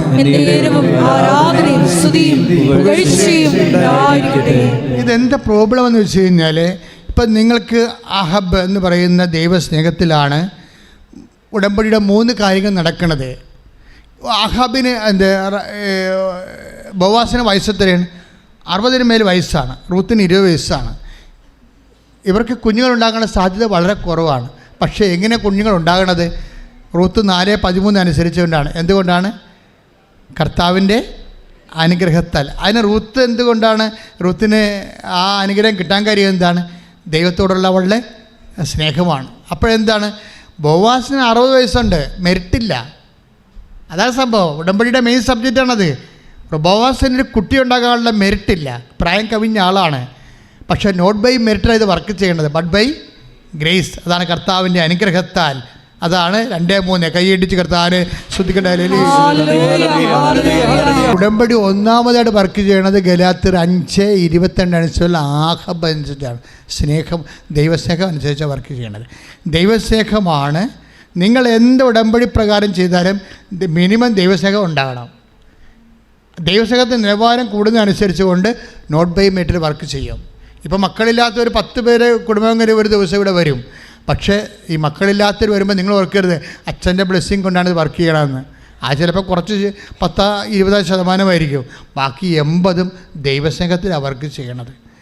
അതുകൊണ്ട് നിങ്ങൾ ചെയ്യുന്ന അവൻ പറയണ പോലെ ചെയ്യുന്ന ഉടമ്പടി പ്രസംഗം എല്ലാം ആഹബ് കൊണ്ടാണ് ടൈം ഷോർട്ടണിങ് ചെയ്യണത്, ആഹബ് കൊണ്ടാണ് ലൈറ്റ് വെയിറ്റിംഗ് ചെയ്യണത്, ആഹബ് കൊണ്ടാണ് ദൈവസ്നേഹം കൊണ്ടാണ് not by merit but by ഗ്രേസിൽ ഉടമ്പടി ആക്ടിവേറ്റ് ചെയ്യണത്. കൈയടിച്ച് കർത്താവിനെ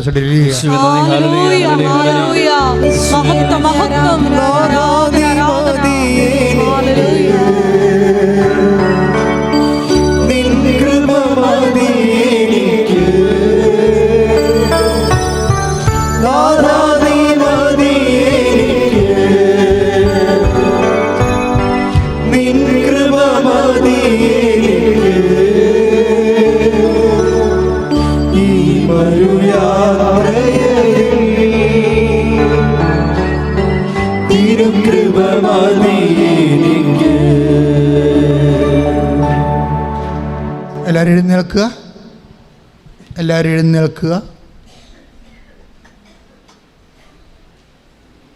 രോഗസൗഖ്യ പ്രാർത്ഥനയുടെ സമയമാണ്. സന്തോഷമായി നിൽക്കണം കേട്ടോ. നിങ്ങൾ സാക്ഷ്യങ്ങൾ കേട്ടാൽ മനസ്സിലാകുമല്ലോ. ഈ സമയത്ത് കർത്താവ് ഒത്തിരി പേരെ സുഖപ്പെടുത്തുന്ന എല്ലാവരും വന്ന് സാക്ഷ്യം പറയും. ഇവിടെ മാത്രമല്ല, ഓൺലൈനിൽ വിവിധ ഭൂഖണ്ഡങ്ങളിൽ താമസിക്കുന്നവരെ പോലും ഈ സമയത്ത് കർത്താവ് സുഖപ്പെടുത്തും. അതുകൊണ്ട് സന്തോഷമായി വേണം നിൽക്കാൻ. അമ്മ മാതാവ് ജീവനോടെ പ്രത്യക്ഷപ്പെട്ട ഇടത്താണ് നിൽക്കണമെന്ന് ഓർക്കണം. 10,000-കണക്കിന് ആരാധന നടന്നിട്ട് ലക്ഷക്കണക്കിന് മനുഷ്യർ സൗഖ്യപ്പെട്ട് ഇന്ന് ലോകം മുഴുവനും സുവിശേഷ വേദം നടത്തുന്ന ദൈവത്തിൻ്റെ പുണ്യഭൂമിയിൽ നിൻ്റെ കണ്ണീരിൻ്റെ കാലത്ത് നിന്നെ വിളിച്ചത് കർത്താവാണ്. കൈയടിച്ച് കർത്താവ്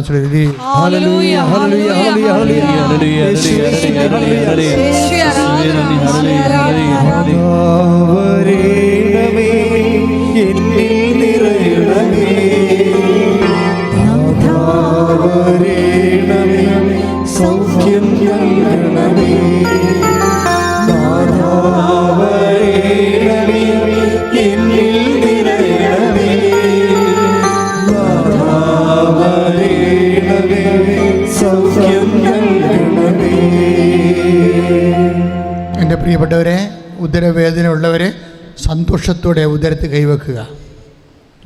നിങ്ങൾ ഇന്ന് കാണുന്ന ഈജിപ്ഷ്യക്കാരെ നാളെ നിങ്ങൾ കാണത്തില്ലെന്ന് പറയുന്നത് പോലെ തന്നെയാണ് നിങ്ങൾ ഇന്ന് അനുഭവിക്കുന്ന രോഗവും വേദനയും നാളെ നിങ്ങളുടെ ശരീരത്തിൽ ഉണ്ടാകത്തില്ല. അതുകൊണ്ട് തന്നെ ഉദരവേദന ഉള്ളവരെ, അവരിന് ബ്ലീഡിങ് ഉള്ളവരെ അടിവയറ്റി കൈവെക്കണം. RSS ഉള്ളവരും അടിവയറ്റി കൈവെക്കണം. PCOD, അതുപോലെ തന്നെ പിസ്തുല രോഗികൾ എല്ലാവരും, നടുവേദനക്കാർ, കിഡ്നി രോഗികളും നടുവിൽ കൈവച്ച് പ്രാർത്ഥിക്കണം. അച്ഛൻ പ്രാർത്ഥിക്കുമ്പോൾ അറിയാവുന്നൊരു വിശ്വാസ പ്രമാണം ചെല്ലണം, അല്ലാത്തൊരു സ്തുതിക്കണം. സ്തുതിക്കട്ടെ. ഹല്ലേലൂയ. കർത്താവായ മിശിഹായേ, നിന്റെ വിശുദ്ധ പൗരോഹിത്യത്തെ മഹത്വപ്പെടുത്തണമെന്ന് പ്രാർത്ഥിക്കുന്നു. സഭയിലുള്ള സാന്നിധ്യം പ്രകടമാക്കണമേ. 36 വർഷം ഞാൻ അർപ്പിച്ച കൃപാനയുടെ യോഗ്യതയായി കൃപാസനം അൾത്താറെ ജീവനോടെ പ്രത്യക്ഷപ്പെട്ട മാതാവിൻ്റെ മാധ്യസ്ഥത്തിലെ പിതാവിൻ്റെയും പുത്രൻ്റെയും പരിശുദ്ധാത്മ നാമത്തിൽ കൽപ്പിക്കുന്ന മാരക രോഗങ്ങൾ, തീരാവ്യാധികൾ യേശുനാമത്തിൽ സൗഖ്യം പ്രാപിക്കട്ടെ. ശ്രദ്ധിക്കട്ടെ.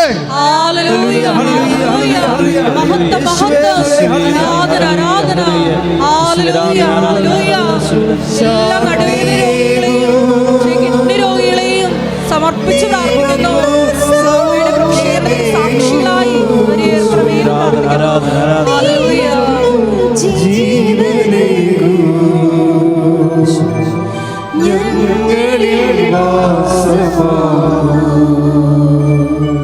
മക്കളെ, ദൈവത്തെ സ്നേഹിക്കുക എന്നതായിരുന്നു ഇന്ന് മുഴുവനും ആത്മാവ് പറഞ്ഞുകൊണ്ടിരുന്നത്. എൻ്റെ മക്കൾ ദൈവത്തെ സ്നേഹിക്കണമെന്ന് ഉറപ്പ് വരുത്തണം. ഇനി പുറത്തിറങ്ങുമ്പോൾ നേരത്തെ ഉള്ളതിനേക്കാൾ 10 മടങ്ങ് ഞാൻ ദൈവസ്നേഹത്തോടെ ഉടമ്പടി നിറവേറ്റുമെന്ന് ദൈവത്തോട് പറയുക. എന്നിട്ട് നിങ്ങൾ ശ്വാസകോശ രോഗികളെ നെഞ്ചി കൈവച്ച് പ്രാർത്ഥിക്കുക. കരൾ രോഗികൾ നെഞ്ചിൻ്റെ താഴെ കൈവച്ച് പ്രാർത്ഥിക്കുക. ശരീരത്തിൽ മുഴയുള്ള സ്ഥലത്ത് കൈവച്ച് പ്രാർത്ഥിക്കുക. ഒരു കാര്യം എൻ്റെ മക്കളോട് ഞാൻ പറയാൻ ആഗ്രഹിക്കുന്നു. നിങ്ങൾക്ക് രോഗമില്ലെങ്കിലും നിങ്ങളുടെ ബന്ധുക്കൾക്ക് രോഗമുണ്ടോ, നിങ്ങൾ കരുതുന്നവർക്ക് രോഗമുണ്ടെങ്കിൽ അവരുടെ പേരിൽ നിങ്ങൾ അവർക്ക് രോഗം എവിടെയാണോ ആ ഭാഗം നിങ്ങളുടെ ശരീരത്തിൽ കണ്ടെത്തിക്കൊണ്ട് അവർക്ക് വേണ്ടി ദൈവസ്നേഹത്തോട് സ്തുതിക്കട്ടെ. ഹല്ലേലൂയ, ഹല്ലേലൂയ, ഹല്ലേലൂയ. ഒന്നും സാധ്യമില്ലാത്തവരെ ഈശോ, എല്ലാം സാധ്യമായവരെ ഈശോ, ഹൃദയരോഗികൾ, കരൾ രോഗികൾ, ശ്വാസകോശ രോഗികൾ, ടോൺസൈറ്റ് രോഗികൾ, തൈറോയ്ഡ് രോഗികൾ, ഈശോ ഈശോ ഈശോ സ്പർശിക്കണമേ കർത്താവേ. ശ്വാസകോശനെ കഴുകണമേ കർത്താവേ. യേശു ശ്വാസകോശം കഴുകണ കർത്താവേ. ഹൃദയത്തിൻ്റെ വാൽവുകൾ, ബ്ലോക്കുകൾ യേശുക്രിസ്തു നാമത്തിൽ നീങ്ങിപ്പോകട്ടെ. ഹൃദയത്തിൻ്റെ വാൽവുകൾ, കരളിൻ്റെ വീക്കങ്ങൾ യേശുവിൻ്റെ നാമത്തിൽ, കിഡ്നി വീക്കങ്ങൾ, കിഡ്നി ചുരുങ്ങുന്നത് യേശുവിൻ്റെ നാമത്തിൽ നീങ്ങിപ്പോകട്ടെ. ശ്രദ്ധിക്കട്ടെ.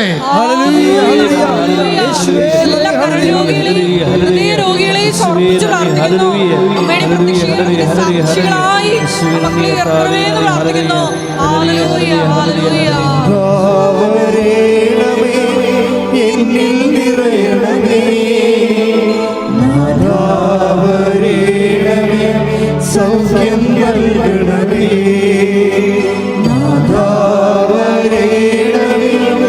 എന്നിൽ നിറയണമേ, സൗഖ്യം നൽകണമേ.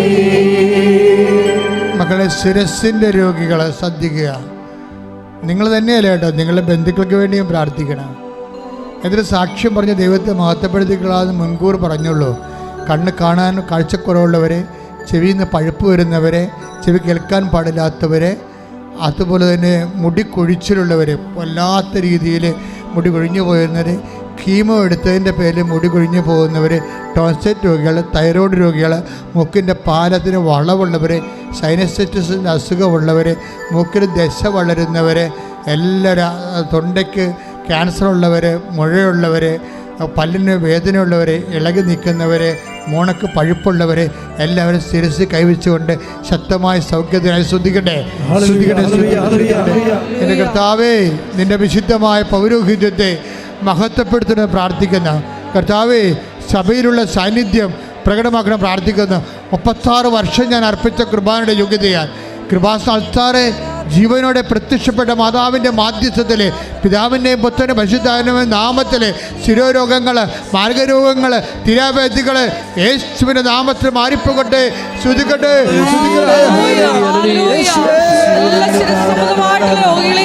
സമർപ്പിച്ച് പ്രാർത്ഥിക്കുന്നു.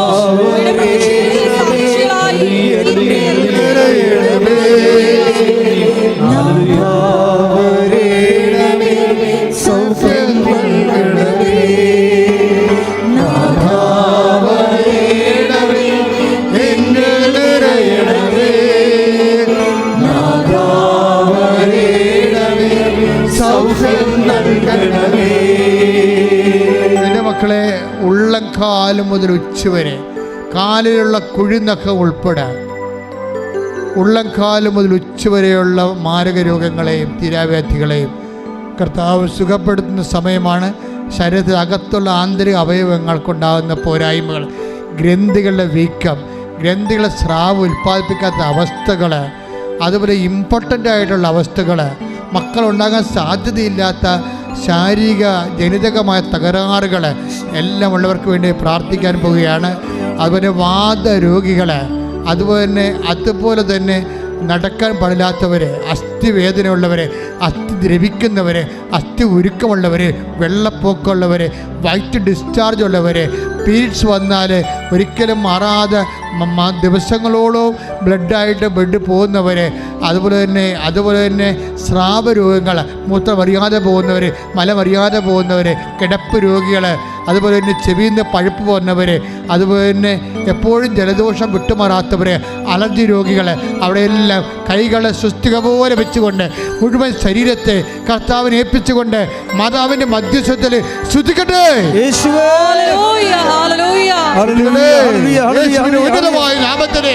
യേശുവിന്റെ ഉന്നതമായ നാമത്തില്, സഭയുടെ അധികാരത്തില്, കുരിശിന്റെ അടയാളത്തില്, ദൈവനാമത്തില് സൗഖ്യം പ്രാപിക്കട്ടെ.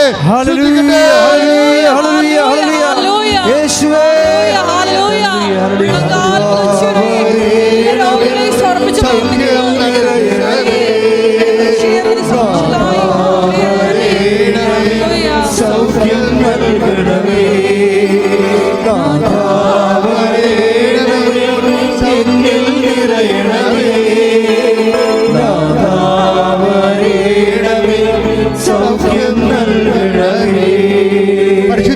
ദിവ്യകാരുണ്യത്തിന് എന്നേരവും ആരാധനയും സ്തുതിയും പുകഴ്ചയും ഉണ്ടായിരിക്കട്ടെ.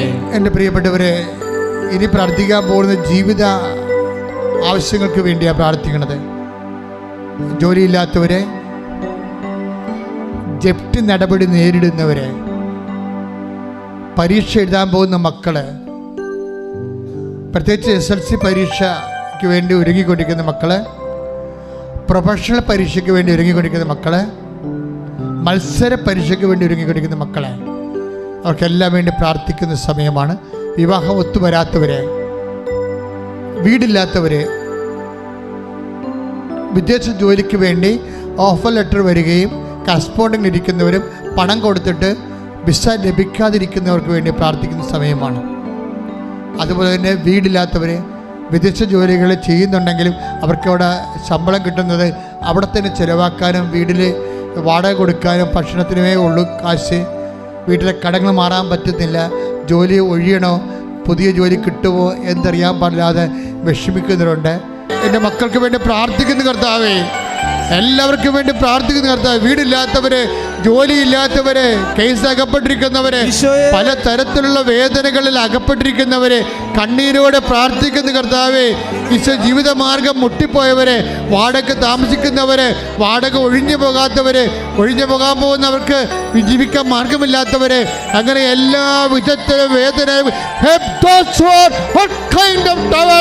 എല്ലാ വിധത്തിലും വേദനിപ്പിക്കുന്നവരെ ആശ്വസിപ്പിക്കുന്ന ദൈവമേ, യേശുവിന്റെ നാമത്തില് മാർഗ ദുരിതങ്ങള് മാറിപ്പോകട്ടെ. എല്ലാ ജീവിത ദുരിതങ്ങളെയും സമർപ്പിച്ച് പ്രാർത്ഥിക്കുന്നു. എല്ലാവരെയും സാക്ഷിയായി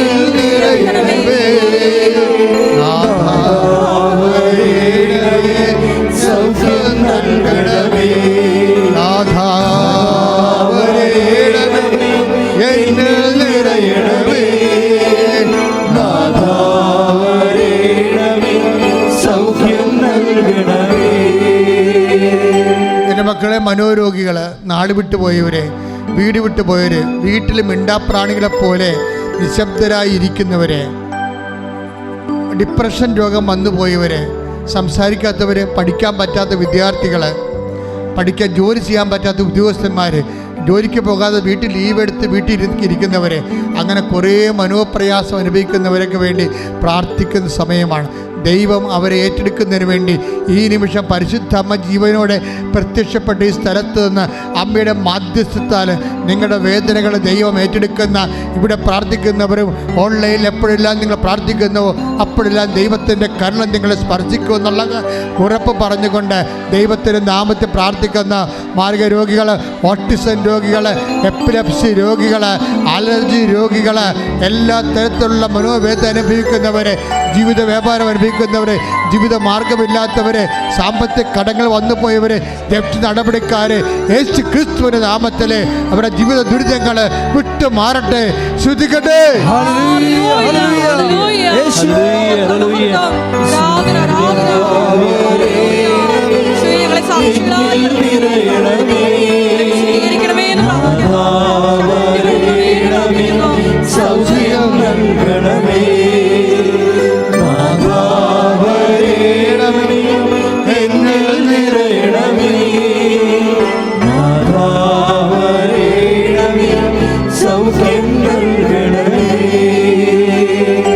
പരമ ദിവ്യകാരുണ്യത്തിന്,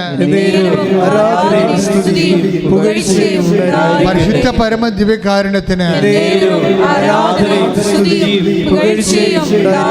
മക്കളെ, വരുമാന മാർഗം മുട്ടിപ്പോയവര്, വരുമാന മാർഗം ഇല്ലാത്തവര്, അങ്ങനെ എല്ലാ മക്കൾക്കും വേണ്ടി പ്രാർത്ഥിക്കുന്ന സമയമാണ്.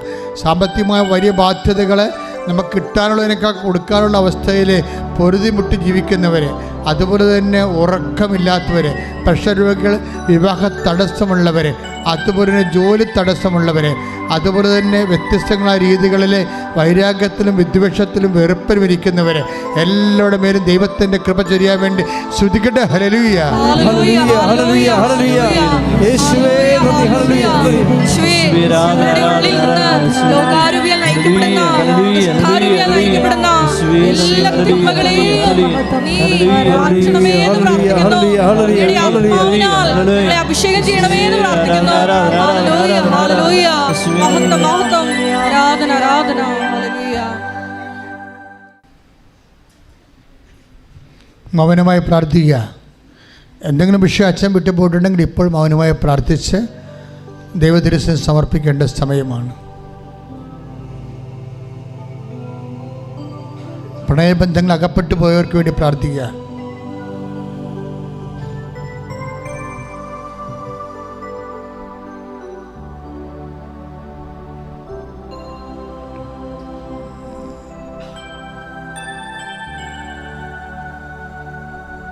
കുടുംബത്തിന് വിശ്വാസം നിരക്കാത്ത,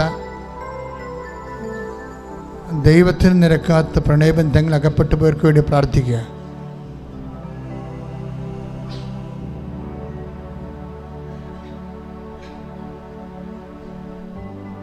നിറച്ച കടങ്ങളുണ്ടെങ്കിൽ അത്രയും വേഗം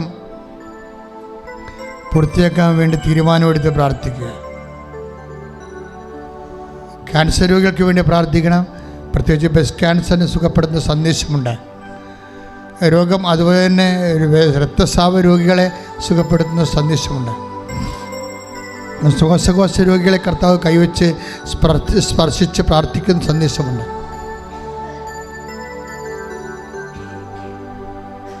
മുട്ടേ നിൽക്കുക. സമാപനാശീർവാദം. ഒരു നിമിഷം നമുക്ക് മൗനമായിട്ട് പ്രാർത്ഥിക്കാം. ഉടമ്പടിയിൽ സമർപ്പിച്ചിട്ടുള്ള എല്ലാ വിഷയങ്ങളുടെയും മേലും പരിശുദ്ധ അമ്മയുടെ പ്രത്യേക മധ്യസ്ഥതയാൽ ഞങ്ങളെല്ലാവരെയും സാക്ഷികളായി ഉയർത്തണമേ എന്ന് പ്രാർത്ഥിച്ചുകൊണ്ട് നമുക്ക് ശിരസ്സ് നമിച്ച് ദിവ്യകാരുണ്യനാഥൻ്റെ ആശീർവാദം സ്വീകരിക്കാം.